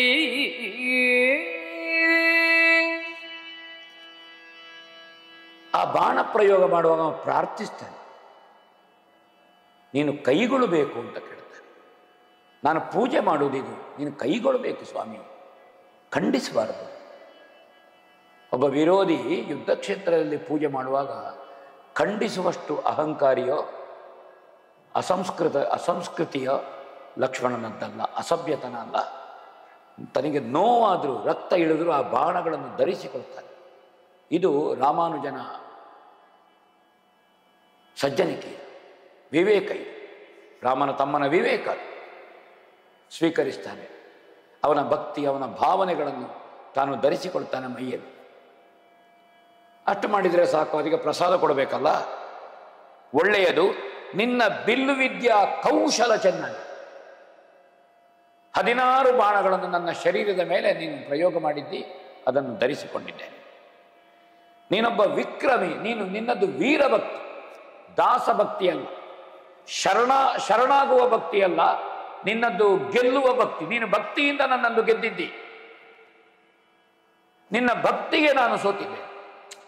ಯಾವುದಕ್ಕೆ? ಭಕ್ತಿಗೆ ಸೋತದ್ದು. ನಿನ್ನದು ವೀರಭಕ್ತಿ ಅಂತ ಹೇಳ್ತಾರೆ. ನೀನು ಸಂಪೂರ್ಣ ಸಮರ್ಥನಿದ್ದಿ, ಯಾವುದರಲ್ಲಿ? ಭಕ್ತಿಯಲ್ಲಿ, ಶ್ರದ್ಧೆಯಲ್ಲಿ, ಸಜ್ಜನಿಕೆಯಲ್ಲಿ, ಒಳ್ಳೆತನದಲ್ಲಿ.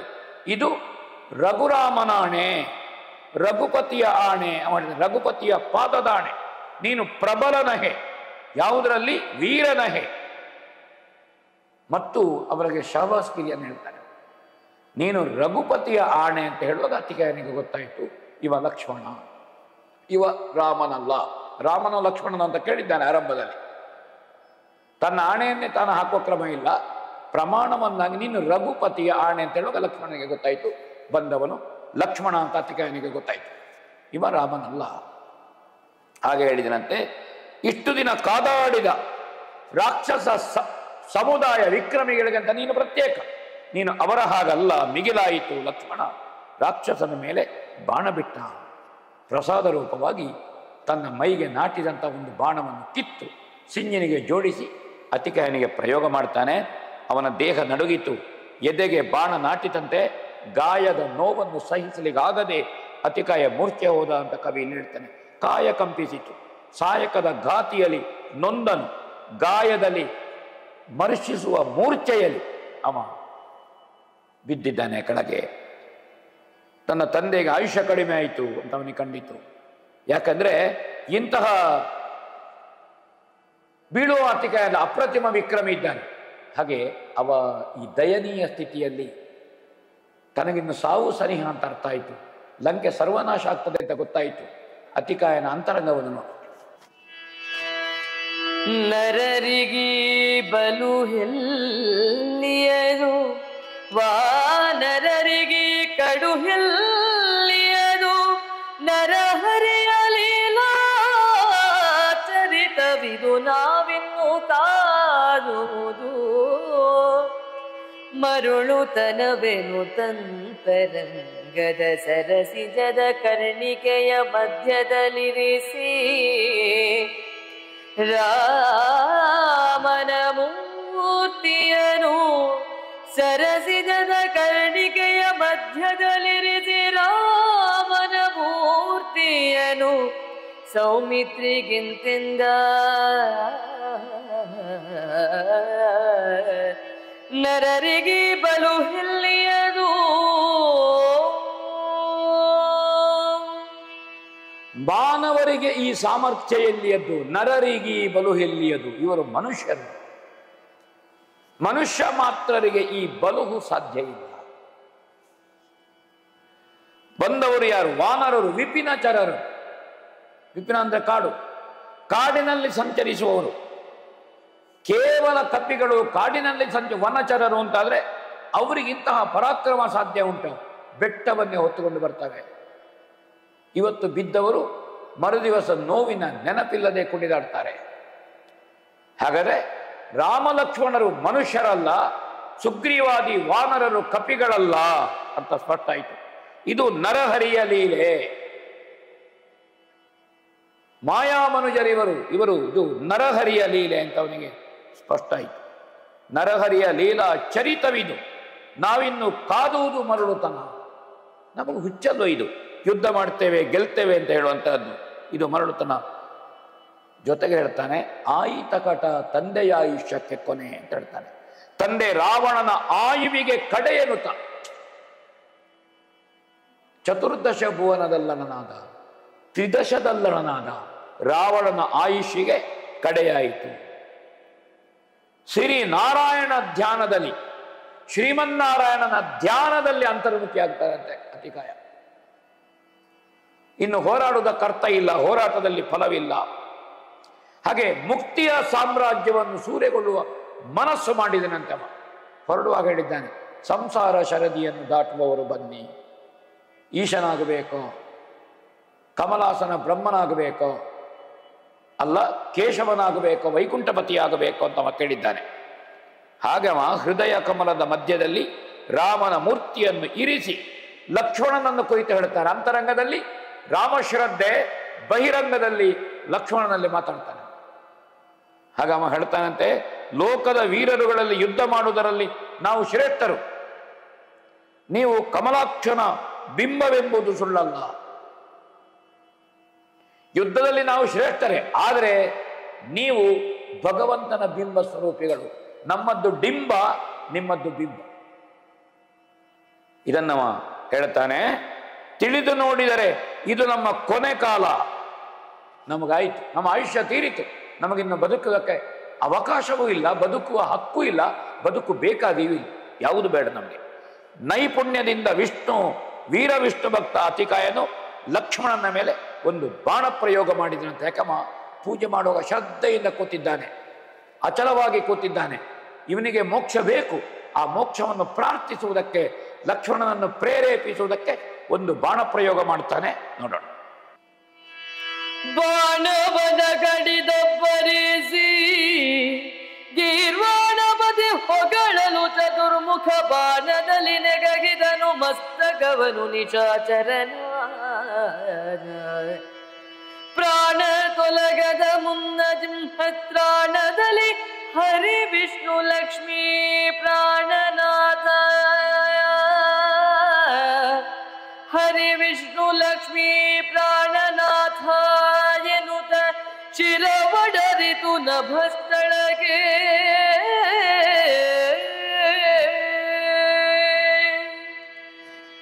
ಅತಿಕಾಯ ಪ್ರಯೋಗಿಸಿದಂತಹ ಬಾಣವನ್ನು ಲಕ್ಷ್ಮಣ ಖಂಡಿಸ್ತಾನೆ. ದೇವತೆಗಳು ಸಂತೋಷಪಟ್ಟರಂತೆ, ಜಯಕಾರವನ್ನು ಹಾಕಿದ್ರಂತೆ. ಬ್ರಹ್ಮಾಸ್ತ್ರದಿಂದ ಅತಿಕಾಯನ ತಲೆಯನ್ನು ಹಾರಿಸಿದಂತೆ ಲಕ್ಷ್ಮಣ ಸಂದರ್ಭದಲ್ಲಿ. ಯಾಕೆ ಅವ ಮೋಕ್ಷವನ್ನು ಸಂಪ್ರಾರ್ಥಿಸಿ ಪ್ರಾಣ ಹೋಗುವುದಕ್ಕೆ ಮುಂಚೆ ನಾಲಗೆಯ ಶಕ್ತಿಯಿಂದ ಹರಿ ವಿಷ್ಣು ಜನಾರ್ದನ ಲಕ್ಷ್ಮೀಕಾಂತ ಅಂತ ಶ್ರೀಮನ್ನಾರಾಯಣನ ಅನಂತ ನಾಮಾವಳಿಗಳನ್ನು ಸಹಸ್ರನಾಮವನ್ನು ಸ್ತುತಿ ಮಾಡ್ತಾನಂತೆ. ಅತಿಕಾಯ ಸಂದರ್ಭದಲ್ಲಿ ಅವನ ತಲೆ ಆಕಾಶಕ್ಕೆ ಹಾರಿತು. ತಲೆಯಿಂದ ಒಂದು ಜ್ಯೋತಿ ಆಕಾಶದಲ್ಲಿ, ಅದು ವಿಷ್ಣು ಪಾದವನ್ನು ಸೇರಿತಿದ್ದಂತೆ, ಅದು ಸೂರ್ಯಮಂಡಲದ ನಡುವೆ ಪ್ರಕಾಶಿಸಿದಂತೆ ಅವನ ಅಂತಸ್ಥವಾದಂತಹ ಆತ್ಮಜ್ಯೋತಿ ಭಗವಂತನ ಪಾದ ಸೇರಿತು ಅಂತ ಕವಿ ಇಲ್ಲಿ ಹೇಳ್ತಾನೆ. ದೇವತೆಗಳು ಅತಿಶಯವಾದಂತಹ ಆನಂದ ಸಾಗರದಲ್ಲಿ ಮುಳುಗಿದ್ರು. ವೇದಗಳು ಅಚ್ಚರಿಪಟ್ಟವು. ಸನಕಾದಿ ಮುನಿಗಳು ಕೊಂಡಾಡಿದಂತೆ ಅತಿಕಾಯನ ಭಕ್ತಿಯನ್ನು, ಲಕ್ಷ್ಮಣನ ವಿಕ್ರಮವನ್ನು, ಅವನ ರಾಮ ಪ್ರಾತಿಥ್ಯವನ್ನು ಹೊಂದಿ ಅತಿಕಾಯನಿಗೆ ಕೊಟ್ಟಂತಹ ಮೋಕ್ಷದ ಅನುಗ್ರಹ ಏನುಂಟು. ಹೊಳೆಯುವ ವಜ್ರದ ಕುಂಡಲಗಳಿಂದ ಹೊಳೆಯುವ ಕೆನ್ನೆಯ ಮುಗುಳು ನಗೆಯ ಮುಖದ ವೀರ ರಸವುಕ್ಕುವ ಕಣ್ಣುಗಳ ಅತಿಕಾಯನ ತಲೆಯು ರಾಕ್ಷಸೇಶ್ವರ ರಾವಣನ ಮುಖದ ಕಳೆಯ ಮೇಲೆ ಬೀಳುವಂತೆ ಬಾಣದ ತುದಿಯಲ್ಲಿ ಹರಿ ಹೋಯಿತಂತೆ. ಹಾಗೆ ಅತಿಕಾಯನ ಸಾರಥಿ ಕಣ್ಣೀರು ಸುರಿಸುತ್ತಾ ಬಂದನಂತೆ. ಲಂಕಾಪತಿಯ ಎರಡನೆಯ ವಿಷ್ಣು ಭಕ್ತನ ಮುಳುಗಿದನಂತೆ. ಎರಡನೆಯ ವಿಷ್ಣು ಭಕ್ತ ಹರಮಹಾದೇವ ಎನ್ನುತ್ತಾ ಸೂರ್ಯ ಪಶ್ಚಿಮ ಸಮುದ್ರವನ್ನು ಸೇರಿದ ಅಂತ ಕವಿ ಹೇಳ್ತಾನೆ. 35ನೇ ಸಂಧಿಗೆ ಹೋಗೋಣ. ಲಂಕೆಯಲ್ಲಿ ರಾವಣನ ಸ್ಥಿತಿಯ ಕಡೆಗೆ ಗಮನಿಸೋಣ. ಕಳುಹಿರ ಕಸನ ಜಗರನೊಳ ನಿಡಯ ಕೈತರೆ ಧಾನ್ಯಮಾಲಿನಿಯಳಲಿದಳು ಸುತ ಶೋಕದಲ್ಲಿ ಹಳವಿಸುತ್ತ ನದನ ನಾಮ. ಬಳಿಕ ಶಕ್ರಾರಾತಿ ತೋದಯ ಬಳಿಗೆ ಬೋದ ಜನನಿ ಜನಗರ ತಿಳುಹಿ ತನ್ನ ಪರಾಕ್ರಮವ ಪಸರಿಸಿದ ನಯ್ಯಗೆ.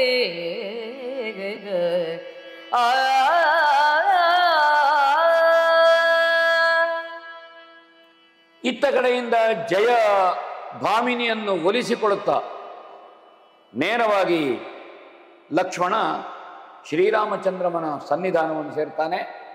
ಕಪಿಗಳದು ಹೊತ್ತು ಲಕ್ಷ್ಮಣನನ್ನು ಕರ್ಕೊಂಡು ಬರ್ತಾರೆ. ಮೈಯಲ್ಲಿ ಬಾಣಗಳು ನಾಟಿಕೊಂಡಿತ್ತು. ಜಯಘೋಷವನ್ನು ಹಾಕಿದ್ರು. ರಾಮ ಸಾಂತ್ವನದ ಮಾತುಗಳನ್ನು ಹೇಳ್ತಾನೆ. ಕಪಿ ಸೈನ್ಯ ಸಂಭ್ರಮದಲ್ಲಿ ಮುಳುಗಿತ್ತು. ಆದರೆ ಲಂಕೆಯಲ್ಲಿ ದುಃಖ, ಕಣ್ಣೀರ ಕೋಡಿ ಹರಿದಿದೆ. ವರದಿಗಾರರು ಬಂದು ರಾವಣನಿಗೆ ಅತಿಕಾಯನ ಸಾವಿನ ಸುದ್ದಿ ಹೇಳಿದರು. ಬರಿಯದಾದಂತಹ ರಥದಲ್ಲಿ ಆ ಹೆಣವನ್ನು ಹಾಕಿಕೊಂಡು ಸಾರಥಿ ಬರ್ತಾನೆ. ಈ ದೃಶ್ಯವನ್ನು ಕಂಡು ಆ ತಾಯಿ ಧಾನ್ಯಮಾಲಿನಿ ದೇವಿ ಕಣ್ಣೀರಿಳಿಸಿದ್ರಂತೆ,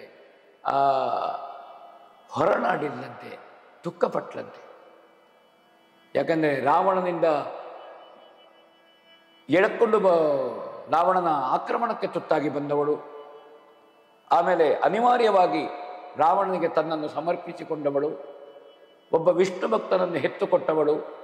ಆ ಮಗನ ಭಕ್ತಿ, ಶ್ರದ್ಧೆ, ಮಗನ ಏಳಿಗೆ ಇದನ್ನು ಕಂಡು ಸಂತೋಷಪಟ್ಟವಳು. ಬೇರೆ ಏನಿಲ್ಲ ಅವಳಿಗೆ, ಧಾನ್ಯವಾನಿಗೆ. ತವರ ಮನೆ ಇಲ್ಲ, ಅಣ್ಣ ತಮ್ಮಂದ್ರಿಲ್ಲ, ತನ್ನವರು ಅಂತ ಯಾರೂ ಇಲ್ಲ, ತಾನು ಹೆತ್ತಂತ ಒಬ್ಬ ಮಗ ಮಾತ್ರ. ಏನು ಮಾಡಬೇಕು ಅವಳು? ಇದು ಆ ತಾಯಿಯ ಸ್ಥಿತಿ. ತಂದೆ ರಾವಣ ಅತಿಕಾಯನ ಸಾವಿನಿಂದ ತತ್ತರಿಸಿ ಹೋದ. ಹಾಗೆ ಎಲ್ಲ ಸಭೆಯನ್ನು ಬೀಳ್ಕೊಂಡನಂತೆ ಒಳ ನಿವಾಸಕ್ಕೆ ಬಂದ. ಧಾನ್ಯಮಾನನಿಗೆ ಸಾಂತ್ವನದ ಮಾತುಗಳನ್ನು ಹೇಳ್ತಾನೆ. ಆ ಸಾಂತ್ವನದ ಮಾತುಗಳಿಗೆ ಅವಳು ಒಪ್ಪುವುದಿಲ್ಲ. ರಾವಣನನ್ನು ಯಾವ ಸಮಾನದ ಮಾತು ಅವಳಿಗೆ ಹಿತವಾಗಲಿಲ್ಲ. ಆ ಕಾರಣದಿಂದ ಅವಳ ಕಣ್ಣೀರೊಂದು ಕಡೆಯಲ್ಲಿ, ರಾವಣನ ದುಃಖ ಒಂದು ಕಡೆಯಲ್ಲಿ. ಈ ಸಂದರ್ಭದಲ್ಲಿ ಇಂದ್ರಜಿತ್, ಮಂಡೋದರಿಯ ಶ್ರೀಮಂತ ಪುತ್ರ, ಅವ ರಾವಣನಿಗೆ ಧೈರ್ಯೋಕ್ತಿಗಳನ್ನು ಹೇಳ್ತಾನೆ. ಕೇಳು. ಜನಕ ಚಿತ್ತೈಸು ಉದಯ ಮುಖದಲ್ಲಿ ಮನುಜ ಬರ್ಕಟ ಮಾಂಸದಲ್ಲಿ ಶಾಕಿನಿ ಜನೌಘವ ಸಾಕದಿರೆ ಮಂಡೋದರಿಗೆ ನಿನಗೆ ಜನಿಸಿದವನಲ್ಲ. ಈ ಪ್ರತಿಜ್ಞೆಗೆ ಜಿನುಗಿದರೆ ಜಾದುವೆನು ಶಿಖಿಯೊಳು ಮನದ ತುಗುಡವ ಬಿಟ್ಟು ಬಯಸು ಮನೋರಥವನೆಂದ. ಜನಕ ಚಿತ್ತೈಸು. ದುಃಖದಲ್ಲಿರುವಂತಹ ತಂದೆಗೆ ಒಳಮನೆಯಲ್ಲಿ ಧೈರ್ಯ ಹೇಳ್ತಾನವ. ನಾಳೆ ಬೆಳಗಾದ ಮೇಲೆ ಮಾನವ ಮರ್ಕಟ ಮಾಂಸದಿಂದ ಶಾಕಿನಿ ಡಾಕಿಯನರಿಗೆ ನಾನು ಅನ್ನ ಸಂತರ್ಪಣೆ ಮಾಡ್ತೇನೆ, ರಕ್ತದ ಅನ್ನವನ್ನು ಕೊಡ್ತೇನೆ. ನಾಳೆ ಬೆಳಗಾಗಬೇಕು. ಮಾನವರು ಅಂದರೆ ರಾಮ ಲಕ್ಷ್ಮಣರನ್ನು ಕೊಂದು ಅವರ ಮಾಂಸ, ಸುಗ್ರೀವಾದಿ ಕಪಿಗಳನ್ನು ಕೊಂದು ಆ ಕಪಿಗಳ ಮಾಂಸ, ಈ ಎರಡರಿಂದಲೂ ಆ ಶಾಕಿನಿ ಡಾಕಿನಿಯನ್ನು ತೃಪ್ತಿಪಡಿಸದಿದ್ರೆ ನಾನು ಮಂಡೋದರಿಗೂ ನಿಮಿಗೂ ಹುಟ್ಟಿದ ಮಗನಲ್ಲ. ಇದು ಧೈರ್ಯೋಕ್ತಿಗಳಿಗೆ ಹೇಳುವಂತಹ ಮಾತುಗಳಿದೆ. ಈ ಪ್ರಜ್ಞೆಗೆ ತಪ್ಪಿದರೆ ನಾನು ಅಗ್ನಿ ಪ್ರವೇಶ ಮಾಡುತ್ತೇನೆ, ನಾನು ಬದುಕಿ ಉಳಿಯುವುದಿಲ್ಲ, ತಮಗೆ ಮುಖ ತೋರಿಸುವುದಿಲ್ಲ ಅಂತ ಹೇಳ್ತೇನೆ. ಮನಸ್ಸಿನ ಚಿಂತೆಯನ್ನು ಬಿಡಿ, ನಿಮ್ಮ ಅಭೀಷ್ಟವನ್ನು ನಾನು ಈಡೇರಿಸ್ತೇನೆ. ಹೀಗೆ ಧೈರ್ಯದ ಮಾತುಗಳನ್ನು ಹೇಳ್ತಾನೆ. ಬೇರೆ ಯೋಚಿಸಬೇಡಿ, ಯುದ್ಧ ಪ್ರಸಂಗಕ್ಕೆ ಇದು ಕಡೆ ಎನ್ನುತ್ತಾ ವೀರ ಇಂದ್ರಜಿತ್ ರಾವಣನಿಗೆ ಮಾತು ಕೊಟ್ಟ. ರತ್ನದ ರಥವನ್ನು ಹತ್ತಿದರಂತೆ. ಶತ್ರು ಸಂಹಾರಕ್ಕೆ ಬೇಕಾದಂತಹ ಬ್ರಹ್ಮರಾಕ್ಷಸರು, ಇನ್ನು ಬೇರೆ ಬೇರೆ ದಾನವರು ಯಾರಿದ್ದಾರೆ ದೊಡ್ಡ ಸಂಖ್ಯೆಯಲ್ಲಿ, ಅವರನ್ನೆಲ್ಲ ಕರ್ಕೊಂಡು ಅವ ನಿಕುಂಬಿಳಾ ದೇವತೆಯ ಗುಡಿಗೆ ಇಂದ್ರಜಿತ್ ಪ್ರವೇಶ ಮಾಡ್ತಾರೆ. ಆಭಿಚಾರಿಕ ಪ್ರಯೋಗದಿಂದ ಅರ್ಚನೆ ಮಾಡಿ ಇಷ್ಟಾರ್ಥವನ್ನು ಸಿದ್ಧಿಸಿಕೊಳ್ಳುವಂತಹದ್ದು. ಇದಕ್ಕೆ ಮಾರಣ ಅಂತ ಹೆಸರು. ಪಂಚ ಮಕಾರಗಳು ಅಂತ ಕರೀತಾರೆ. ಮದ್ಯ, ಮೈಥುನ, ಮಾಂಸ ಇತ್ಯಾದಿಗಳು. ಅದರಿಂದ ಅರ್ಚನೆ ಮಾಡುವಂತಹದ್ದು. ಅದು ಮಾರಿದೇವತೆ ಇದ್ದ ಹಾಗೆ. ಶೀಘ್ರ ಫಲಪ್ರಾಪ್ತಿ ಅಂತ ಹೆಸರು. ಒಂದು ಭಜನೆ ವೃತಾದಿಗಳನ್ನು ಮಾಡುವಂತಹದ್ದು. ಇದು ಪಿಪಿಲಿಕಾ ಮಾರ್ಗ, ದೇವರನ್ನು ಒಲಿಸಿಕೊಳ್ಳುವುದಕ್ಕೆ. ಇನ್ನೊಂದು ವಿಹಂಗಮ, ಆಕಾಶದಲ್ಲಿ ಹಕ್ಕಿಗಳು ಹಾರಿ ಹೋದಾಗ ವಿಹಂಗಮ ಮಾರ್ಗ. ಬೇರೆ ಬೇರೆ ಕ್ರಮ ಇದೆ. ರಥಕ್ರಾಂತ, ರಥ ಹೋದಾಗೆ ಹೋಗುವಂತಹದ್ದು ಸಿದ್ಧಿಗಾಗಿ. ಇದು ರಥಕ್ರಾಂತ ಅಲ್ಲ, ಇದು ಅಶ್ವಕ್ರಾಂತ, ಕುದುರೆಯ ಮೇಲೆ ಏರಿ ನೆಗೆದುಕೊಂಡು ಹೋಗುವಂತಹದ್ದು, ಕ್ರಮಿಸುವಂತಹದ್ದು. ಈ ಅಶ್ವಕ್ರಾಂತದಲ್ಲಿ ಇದು ಮಾರಣಾದಿಗಳನ್ನು ಮಾಡುವಂತಹದ್ದು. ಆ ಮಾರಣದ ಆದಿಗ ಮಾಡಿ ಅಥರ್ವ ವೇದೋಕ್ತವಾದಂತಹದ್ದು. ಶೀಘ್ರ ಫಲಪ್ರಾಪ್ತಿಗೆ ಅಂತಹ ದೇವತೆಗಳನ್ನು ಒಲಿಸುವಂತಹ ಕೆಲಸದಲ್ಲಿ ಇವ ಸಿದ್ಧನಾಗ್ತಾನೆ. ಆ ಉಗ್ರ ಹೋಮದಿಂದ ಶತ್ರು ವಿನಾಶಕ ಬ್ರಹ್ಮಾಸ್ತ್ರ ಕೈ ಸೇರ್ತದೆ. ರಥ ಬರುವಂತಹದ್ದು, ಬತ್ತಳಿಕೆ ಬರುವಂತಹದ್ದು, ಆಯುಧ ಬರುವಂತಹದ್ದು, ಅಜಯತ್ವ ಸಿದ್ಧಿಯಾಗುವಂತಹದ್ದು. ಇಂದ್ರಜಿತ್ ಅನೇಕ ಯಾಗಗಳನ್ನು ಹಿಂದೆಯೂ ಮಾಡಿದ್ದಾನೆ. ಅಶ್ವಮೇಧ, ರಾಜಸೂಯ, ವಾಜಪೇಯ, ಮಾಹೇಶ್ವರ, ವೈಷ್ಣವ, ಬಹುಸ್ವರ್ಣಕ, ಇಂಥ ಅನೇಕ ಯಾಗಗಳನ್ನು ಮಾಡಿದ. ಒಂದು ಸಂದರ್ಭದಲ್ಲಿ ರಾವಣನೇ ಅವನನ್ನು ಯಾಗ ಮಂಟಪದಿಂದ ಎಳ್ಕೊಂಡು ಬರ್ತಾನೆ. ಯಾಕೆ ನೀನು ಆ ದೇವತೆಗಳಿಗೆ ಹವಿಸ್ಸನ್ನು ಕೊಟ್ಟು ತೃಪ್ತಿಪಡಿಸ್ತೀಯ, ಅವರು ನಮಗೆ ವಿರೋಧಿಗಳಲ್ಲ ಅಂತ. ಈ ಇಂದ್ರಜಿತು ಮೂಲ ನಿಕುಂಬಿಳೆಗೆ ಹೋದನಂತೆ. ಅಲ್ಲಿ ಹೊಟ್ಟೆಯನ್ನು ಬಗೆದು ಉದರಾಗ್ನಿಯನ್ನು ಕಿತ್ತು ಬೆಂಕಿ ಮಾಡಿದನಂತೆ. ಅದು ಅರಣಿ ಮತನಿಂದ ಮಾಡುವಂಥದ್ದಲ್ಲ. ಉದರಾಗ್ನಿಯನ್ನೇ ಯಾಗಕ್ಕೆ ಬೇಕಾದಂತಹ ಬೆಂಕಿಯನ್ನು ಉತ್ಪತ್ತಿ ಮಾಡುವಂತಹ ಒಂದು ಪ್ರಕ್ರಿಯೆ. ಇದು ಬಹಳಷ್ಟು ದೊಡ್ಡ ಸಿದ್ಧಿ, ಹಠಯೋಗದಿಂದ ಮಾಡುವಂತಹ ಯಾಗ ಇದು. ಬೆಂಕಿಯ ಕುಂಡದಲ್ಲಿ ಮಾಂಸದ ಹವಿಸ್ಸು ಅರ್ಪಿಸಿದ. ತುಪ್ಪದ ಬದಲಿಗೆ ರಕ್ತವನ್ನು ಮಿಶ್ರ ಮಾಡಿದ ಅನ್ನವನ್ನು ಹಾಕ್ತಾನೆ. ಮನುಷ್ಯರ ನರಗಳನ್ನೇ ದರ್ಬೆ ಅಂತ ಬಳಸ್ತಾರೆ. ಅಲ್ಲಿ ತುಪ್ಪದ ಅನ್ನ, ಬದಲು ರಕ್ತದ ಅನ್ನ. ಬೆರಳಿನಲ್ಲಿ ಸಮಿತ್ತನ್ನು ಯಾವುದು? ಕುಶದ ಸಮಿತ್ತಲ್ಲ, ನರವನ್ನೇ, ಮನುಷ್ಯನ ನರವನ್ನೇ ತೆಗೆದು ಪವಿತ್ರ ಅಂತ ಹಾಕಿಕೊಂಡುಕೊಳ್ಳುವಂಥದ್ದು ಬೆರಳಿಗೆ. ಇಂತಹ ಒಂದು ಮಾಟದ ಹೋಮ, ಮಾರಣ ಹೋಮವನ್ನು ಮಾಡಿದಂತೆ ನಡುರಾತ್ರಿಯಲ್ಲಿ ಯಾವ ಅಡ್ಡಿಯೂ ಇಲ್ಲದೆ ಅಲ್ಲಿ ಭಗವದ್ ಅನುಗ್ರಹ ಅವನಿಗಾಯಿತು ಅಂತ ಕವಿ ಇಲ್ಲಿ ಹೇಳ್ತಾರೆ. ಅಂತಹದ್ದನ್ನು ಮಾಡ್ತಾನೆ, ವಿಶಿಷ್ಟವಾದಂತಹದ್ದನ್ನು ನೋಡೋಣ. ಉರಿಯನ್ನು ನರವ ಬಗೆದುಗಿದು ಬಿಸ್ತರಿಸಿದನು ಗುಂಡದಲ್ಲಿ, ಮಾಂಸದ ಚರುವಿನ ಋಣ ಜಲೋಜ್ಯ ಧಾರೆಯ ನರದ ದಬ್ಬೆಗಳ ಬೆರಳ ಸಮಿಧೆಯ ಲಾಭಿಚಾರಾಧರವ ನಿರ್ವತಿಸಿದನೈ. ನಡುಬಿರುಳು ನಿರ್ವಿಘ್ನದಲ್ಲಿ ವರವಾಯ್ತ ಭುಜ ಸಂಭವನ.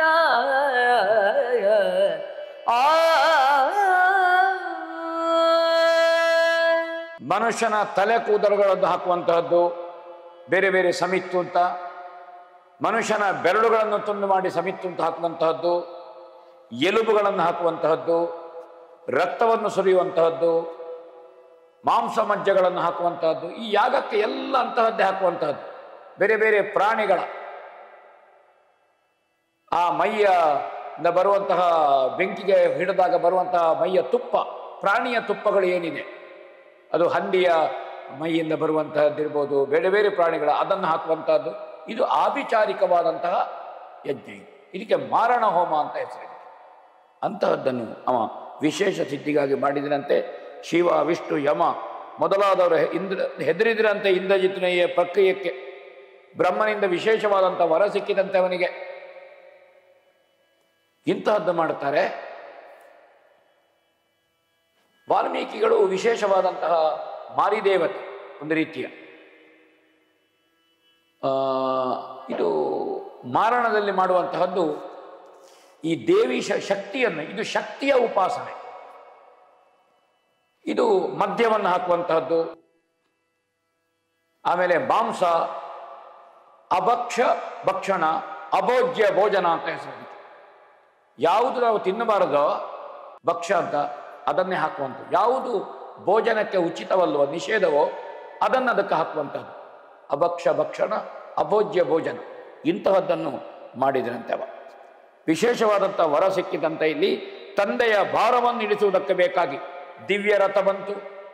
ದಿವ್ಯವಾದಂತಹ ಕುದುರೆ ಬರ್ತದೆ, ಅದರಲ್ಲಿ ಬಿಲ್ಲು ಬಾಣಗಳು, ಬತ್ತಳಿಕೆ ಇತ್ಯಾದಿ ಅನೇಕ ಸಂಗತಿ ಬಂತು. ಇದನ್ನೆಲ್ಲ ತಂದೆಯನ್ನು ಕುರಿತು ಮತ್ತೆ ಅವ ನುಡಿದಿನಂತೆ. ತಂದೆಯಲ್ಲಿ ಧೈರ್ಯದ ಮಾತುಗಳನ್ನು ಕೇಳೋಣ. ಅಸುರಪತಿಗಳಿನ್ನ ಸೋಲದ ಸಸಿಯ ಕಿತ್ತಿಕ್ಕುವೆನು, ರಾಮನ ಬಸುರಿನೊಳು ಬೆಳೆಸುವೆನು, ಲಕ್ಷ್ಮಣನು ಋಣವಾರಿಯಲಿ, ಲಕ್ಷ್ಮಣನ ಅರುಣವಾರಿಯಲಿ. ಒಸೆದು ಸುಗ್ರೀವಾದಿ ವಿಪಿನೌಕಸರು ತತ್ಕುಜ ಫಲಗಳನ್ನು ಭುಂಜಿಸುವ ಮುಲು ಮಾಡುವೆನು, ತಾವೀಳೆಯವ ತನಗೆ ಅಸುರಪತಿ ಕೇಳು. ಆ ರಾತ್ರಿ ಮಾರಣ ಯಜ್ಞವನ್ನು ಮಾಡಿ ವಿಶೇಷವಾದಂತಹ ಯುದ್ಧದ ಪರಿಕರಗಳನ್ನು ಪ್ರಾಪ್ತಿಸಿಕೊಂಡು ಬೆಳಗ್ಗೆ ರಾವಣನ ಸನ್ನಿಧಾನವನ್ನು ಬಂದು ಸೇರ್ತಾನೆ. ಅಸುರಪತಿಯಾದಂತಹ ತಂದೆಯವರೇ ಕೇಳಬೇಕು, ಇಷ್ಟವರೆಗೆ ಸೋಲು ಬಂದಿದೆ ನಮಗೆ. ಆ ಸೋಲಿನ ಸಸಿಯನ್ನು, ಅದು ದೊಡ್ಡ ವಟವೃಕ್ಷದಂತೆ ಆಲದ ಮರದಂತೆ ಬೆಳೆದ ಸೋಲಲ್ಲ, ಸಣ್ಣ ಸೋಲು, ಸೋಲಿನ ಸಸಿಯನ್ನು, ಆ ಸಸಿಯನ್ನು ಕಿತ್ತು ರಾಮನ ಬಸುರಿನಲ್ಲಿ ನಡ್ತೇನೆ, ರಾಮನ ಹೊಟ್ಟೆ ಬಗೀತೇನೆ ನಾನು. ಆ ಬಸುರಿನಲ್ಲಿ ಸಸಿಯನ್ನು ನಡ್ತೇನೆ ನಾನು, ನಾಟಿ ಮಾಡ್ತೇನೆ. ಲಕ್ಷ್ಮಣನ ರಕ್ತವನ್ನು ಅದಕ್ಕೆ ಸುರಿಯುತ್ತೇನೆ. ಅದರಲ್ಲಿ ಸುಗ್ರೀವಾದಿಗಳು ಏನಿದ್ದಾರೆ, ಕಪ್ಪಿಗಳು, ಅವುಗಳೇ ಫಲಸ್ವರೂಪಗಳು. ಆ ಗಿಡದಲ್ಲಿ ಆ ಫಲಸ್ವರೂಪವನ್ನು ನಾನು ಮತ್ತೆ ನಿಮಗೆ ಸಮರ್ಪಣೆ ಮಾಡ್ತೇನೆ ಅಂತವ ಧೈರ್ಯದ ಮಾತು ಹೇಳ್ತಾನೆ. ನನಗೆ ವೀಳ್ಯವನ್ನು ಕೊಡಬೇಕು. ಸಾವಿಗೀಡಾದಂತಹ ಧೂಮ್ರಾಕ್ಷಾದಿ ಭಟರು ಯಾರ್ಯಾರು ಸತ್ತೋಗಿದ್ದಾರೆ, ನರಾಂತಕ ದೇವಾಂತಕರು, ಧೂಮ್ರಾಕ್ಷನ ಅಳೆದು ಹೋದವರು ಯಾರಿದ್ದಾರೆ, ಅವರನ್ನು ಎಲ್ಲ ನಾನು ಸಭೆಗೆ ಮತ್ತೆ ಬರುವಂತೆ ಮಾಡ್ತೇನೆ. ಯಮನಲ್ಲಿಗೆ ಹೋಗ್ತೇನೆ, ಸತ್ತವರನ್ನು ಮತ್ತೆ ಒಪ್ಪಿಸುವುದಕ್ಕೆ ಯಮನಲ್ಲಿ ಪ್ರಾರ್ಥನೆ ಮಾಡ್ತೇನೆ, ಅಲ್ಲ ಯಮನನ್ನು ಗದರಿಸಿ ಹೇಳುತ್ತೇನೆ ನಾನು ಸತ್ತವರನ್ನು ಬದುಕಿಸಬೇಕು ಅಂತ. ಮತ್ತೆ ಯಮನ ಹೊಟ್ಟೆಯನ್ನು ಬಗೆದು ಅದರೊಳಗೆ ಕಲ್ಲು ಮರಗಳನ್ನು ನೆಡ್ತೇನೆ, ಧೂಮ್ರಾಕ್ಷರಿ ಭಟ್ಟರನ್ನು ಯಮನ ಉದರದಿಂದ ತೆಗೀತೇನೆ ಅಂತ ಧೈರ್ಯದ ಮಾತುಗಳು. ಹೀಗೆ ಮೊದಲಿನ ಗಲಾಟೆ ಜಗಳದ ಗುಂಪು ಏನುಂಟು ಅದಕ್ಕೆ ಅಂಜಿ ನಾನು ಜಾರಿಕೊಳ್ಳುವವನಲ್ಲ ಅಂತ ಭರವಸೆಯ ಮಾತನ್ನು ಹೇಳಿ ಇಂದ್ರಜಿತು ಕತ್ತಿಯನ್ನು ಜಳಪಿಸಿ ರಾವಣನ ಮುಖನೈದಿಲೆಯ ಮೇಲೆ ಸಂತೋಷದ ಬೆಳದಿಂಗಳನ್ನು ಹರಡಿದ ಅಂತ ಕವಿ ಹೇಳಿದ್ದಾನೆ. ಸೋಲಿನ ಭೀತಿಯಲ್ಲಿ ಸುಳಿಯಲ್ಲಿ ಕಣ್ಣೀರಿಳಿಸಿದ್ದಾನೆ, ಅವನಿಗೆ ಸ್ವಲ್ಪ ನಗೆಯಾಡಿದನಂತೆ. ಹಾಗೆ ಮೊದಲ ಮಳೆಯಲ್ಲಿ ಮೋಡಗಳು ಭೋರ್ಗರಿಸುವಂತೆ, ಹಾಗೆ ಮೋಡದ ತಾಕಲಾಟದಿಂದ ಆಗುವಂತಹ ಅಬ್ಬರದಂತೆ ಅವ ಹೊರಡುತ್ತಾನೆ. ಕೇಳೋಣ. ಎಲೆ ರಘುಕ್ಷಿತಿನಾಥ ಸುತಕ್ಕೆ ಅಳವಿಗೊಟ್ಟೆರಡೊಡ್ಡು ಜಲನಿಧಿಗೆ ಮಾರಾಂತವಲು ಮಾರಾಂತವಿದಿರಿನಲಿಗೆ ಬಳಿಕ ಮಹದುತ್ಪಾತ ಕಪಿಬಲದೊಳಗೆ ಮೈದೋರಿದುದು ಬಲು ಕಳವಳಿಕೆ ಕಾಲೂರಿದುದು ಕಂದಿದುದ ಭ್ರಮಣಿ ಬಿಂಬ. ಎಲೆ ರಘುಕ್ಷಿತಿನಾಥ ಸುತ ಕೇಳು. ಎರಡು ಮೋಡಗಳು, ಜಲನಿಧಿಗಳು ಅಂದ್ರೆ ಮೋಡಗಳು. ಒಳ್ಳೆ ಪ್ರಯೋಗ ಮಾಡಿದ್ದಾನೆ ತೊರವೆ ಇಲ್ಲಿ. ಜಲನಿಧಿಗಳ ತಾಕಲಾಟದಂತೆ ಕಂಡಿತು. ಒಂದು ಕಡೆಯಿಂದ ಇಂದ್ರಜಿತುವಿನ ನೇತೃತ್ವದ ರಾಕ್ಷಸ ಸೇನೆ, ಇನ್ನೊಂದು ಸುಗ್ರೀವನ ನೇತೃತ್ವದ ಕಪಿಸೇನೆ ರಾಮಸೇನೆ. ಎರಡು ಜಲನಿಧಿಗಳ ತಾಕಲಾಟದಂತೆ ಕಂಡಿತು. ಸಮುದ್ರವನ್ನು ಪರಸ್ಪರ ಒಂದಕ್ಕೊಂದು ಎದುರಿಸಿದಂತೆ ಕಂಡಿತು ಅಂತ ಹೇಳ್ತಾನೆ. ಆ ರೀತಿ ಆಡಿತಂತೆ. ಅತಿಶಯವಾದಂಥ ಉತ್ಪಾತ ಆಯಿತಂತೆ. ಧೂಮಕೇತುವಿನ ಬೀಳಲಿಕ್ಕೆ ತೊಡಗಿತು, ನಕ್ಷತ್ರಗಳು ಕೆಳಗೆ ಇಳಿಲಿಕ್ಕೆ ತೊಡಗಿತು, ಭೂಮಿ ಅದುರಿತು, ಸಮುದ್ರ ಅಲ್ಲೋಲ ಕಲ್ಲೋಲವಾಯಿತು, ಗಗನವು ರಕ್ತದ ಮಳೆಯನ್ನು ಸುರಿಸಿತು ಅಂತ ಕವಿ ಇಲ್ಲಿ ವರ್ಣಿಸಿದ್ದಾನೆ. ಈ ಭಾಗದಲ್ಲಿ ಸಿಡಿಲುಗಳು ಗರ್ಜಿಸಿದವು, ನೆಲ ಗುಡುಗಿತು, ಬೆಟ್ಟಗಳು ಹೊರಳಿದವು, ರಣಪಿಶಾಚಿಗಳು ಅಬ್ಬರಿಸಿದವು. ಸುಗ್ರೀವನ ಸೈನ್ಯದಲ್ಲಿ ಒಂದು ರೀತಿಯ ಭಯದ ವಾತಾವರಣ ಹುಟ್ಟಿದಂತೆ. ಆ ಸಂದರ್ಭದಲ್ಲಿ ಜಾಂಬವಂತರ ವಿವೇಕ ಏನು ಅಂತ ನೋಡೋಣ. ಏನಿದುತ್ಪಾದ ಪ್ರಭೂತ ಭಯಾನಕವು ತಾನೆನುತ ದಶರಥ ಸೂನು ಬೆಸಗೊಳ್ಳನು ಸರೋಜಾಸನನ ನಂದನನ. ಏನ ನೆನಬಹುದಿಂದೇನಾಗವೇನು, ಏನ ನೆನಬಹುದಿಂದೇನಾಗವೇನು, ಲೇಸಾಗಿರದು ಹರಣದ ಹಾನಿ ತಪ್ಪದು ಜೀಯ ನಮ್ಮೀ ರಾಜಬಲಕೆಂದ. ಏನಿದುತ್ಪಾತ ಪ್ರಭೂತ ಭಯಾನಕವೂ. ಈ ಉತ್ಪಾತಗಳನ್ನು, ಪ್ರಕೃತಿ ಸಹಜವಾದದ್ದನ್ನು ಕಂಡು ಶ್ರೀರಾಮಚಂದ್ರಮ ಜಾಂಬವರಲ್ಲಿ ಕೇಳ್ತಾರೆ. ಪರಮಜ್ಞಾನಿಗಳು, ವಯೋವೃದ್ಧರು, ಅವರತ್ರ ಕೇಳ್ತಾನೆ, ಏನು ಉತ್ಪಾತ ಇದು? ಇಷ್ಟು ದಿವಸಗಳಲ್ಲಿ ಇಲ್ಲದೇ ಇದ್ದಂತಹ ಯಾವುದೋ ಒಂದು ಭಯಾನಕವಾದ ವಾತಾವರಣ ಕಾಣ್ತಾ ಇದೆ, ಏನೆಂದು ಹೇಳುವುದು ಅಂತ ರಾಮಚಂದ್ರಮ ಏನು ಹೇಳುವುದು ಅಂತ ನನಗೂ ಅರ್ಥವಾಗುವುದಿಲ್ಲ. ಇದು ಪ್ರತ್ಯೇಕವಾದಂತಹ ಏನೋ ಒಂದು ಆತಂಕ ಕಾಣ್ತಾ ಇದೆ. ಇವತ್ತಿನ ಈ ಯುದ್ಧದ ಈ ಸಂದರ್ಭ ವಿಶಿಷ್ಟವಾಗಿದೆ. ಇದು ಶುಭಪ್ರದವಾಗದು, ನಮ್ಮ ಸೈನ್ಯಕ್ಕೆ ಪ್ರಾಣಹಾನಿಯ ಲಕ್ಷಣ ಕಾಣ್ತಾ ಇದೆ ಹೇಳಿದ್ರು ಜಾಂಬವರು. ಲಕ್ಷಣ ಒಳ್ಳೆದಿಲ್ಲ ದೇವರೇ. ಮಾತ್ರ ಅಲ್ಲ, ಜಾಂಬವರು ಬಹಳ ಸೂಕ್ಷ್ಮದಲ್ಲಿ ಸುಗ್ರೀವನನ್ನು ಹತ್ತಿರಕ್ಕೆ ಕರೆದರಂತೆ. ರಾಮ ಲಕ್ಷ್ಮಣರಿಗೆ ದೊಡ್ಡ ಅಪಾಯ ಇದ್ದಾಗುಂಟು ಸುಗ್ರೀವ. ನಮ್ಮ ಶ್ರದ್ಧೆ ರಾಮ ಲಕ್ಷ್ಮಣ, ಅವರಿಗೆ ರಕ್ಷಣೆ ಕೊಡಬೇಕಾದ್ದು ಮುಖ್ಯ. ಆ ರಾಮ ಲಕ್ಷ್ಮಣರಿಗೆ ಏನೂ ಆಗಬಾರದು. ಅದಕ್ಕಾಗಿ ದೊಡ್ಡ ರಕ್ಷಣೆಯ ಹೊಣೆ ನಿನಗೆ ಅಂತ ಹೇಳಿದ್ವಿ.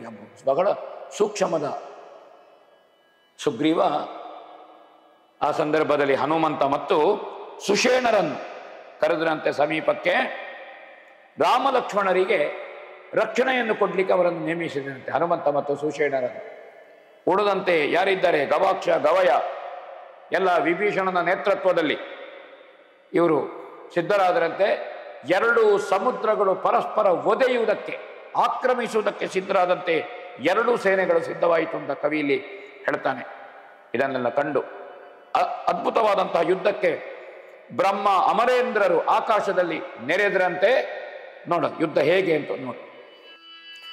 ಅರರೆಯ ವಲಯ ಭೈರವರ ವಿಸ್ತರ ವಸಂತ ಕ್ರೀಡೆಯೋ ಸಾಗರದ ಶಾಕಿನಿ ಡಾಕಿನಿಯರುದ್ವಾಹದೋ ಕುಳಿಯೋ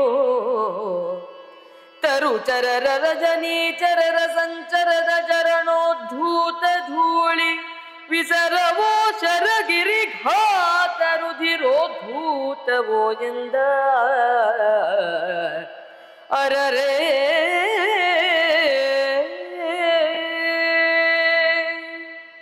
ಯಮ ಮತ್ತು ಪ್ರಳಯ ಭೈರವರ ತಾಂಡವದಂತೆ ಕಾಣುತ್ತಿತ್ತಂತೆ ಯುದ್ಧ.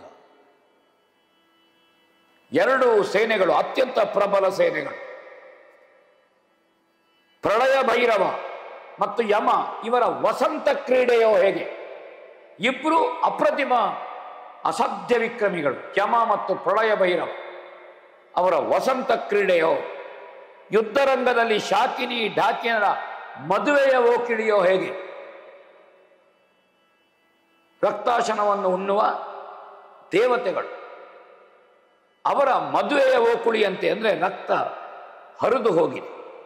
ವಾನರ ರಾಕ್ಷಸ ಯೋಧರ ಕಾಲ್ತುಳಿತದಿಂದ ಎದ್ದಂತಹ ಧೂಳು ಮೋಡವನ್ನು ಆಕ್ರಮಿಸಿ ನಿಂತಿದೆ ಅಂತೆ. ಬಾಣ ಬೆಟ್ಟಗಳ ಏಟಿನಿಂದ ರಕ್ತವೋ ಎಂದು ವಾಲ್ಮೀಕಿ ವರ್ಣಿಸಿದ ಅಂತಹ ಯುದ್ಧ. ಆ ವರೆಗಿನ ಯಾವ ಯುದ್ಧವೂ ಅಲ್ಲ, ಅದಕ್ಕಿಂತ ಮಿಗಿಲಾದಂತಹ ಯುದ್ಧ. ಇಂದ್ರಜಿತು ಆತ್ಮವಿಶ್ವಾಸದಿಂದ ದೊಡ್ಡ ಸಂಖ್ಯೆಯಲ್ಲಿ ಪ್ರವೇಶ ಮಾಡಿದವಾಗ ವಿಭೀಷಣನ ನೇತೃತ್ವ, ಜಾಂಬವರ ನಿರ್ದೇಶನ, ಸುಗ್ರೀವನ ಆಜ್ಞಾಶಕ್ತಿಯಲ್ಲಿ ಆಗುತ್ತಿರುವ ರಾಮ ಸೈನ್ಯದ ಮುಖಾಮುಖಿ ಜಲನಿಧಿಗಳು ಎರಡು ಒಂದಾದ ಹಾಗೆ ಅಂತ ಕವಿ ಹೇಳಿದ್ದಾನೆ. ಈ ಸಂಚಿಕೆಗೆ ಮಂಗಲ ಹೇಳ. ಪ್ರಿಯರಿಗೆ ವಿವೇಕಾಶ್ರಯರಿಗತಿ ಮೂರ್ಖರಿಗೆ ಅವಜ್ಞಾನಿಯಮರಿಗೆ ಜಾನರಿಗೆ ಜಡರಿಗೆ ಅಸೂಯ ಭಾವರಿಗೆ ನಯವಿದರಿ ಗಜ್ಜರಿಗೆ ಹರುಷೋದಯದ ಹಿಂಪು ಕುಮಾರ ವಾಲ್ಮೀಕಿಯ ವಿಲಾಸ ಪ್ರೌಢತರ ಕವಿತಾ ಚಮತ್ಕಾರ ಕುಮಾರ ವಾಲ್ಮೀಕಿಯ ವಿಲಾಸ ಪ್ರೌಢತರ ಕವಿತಾ ಚಮತ್ಕಾರ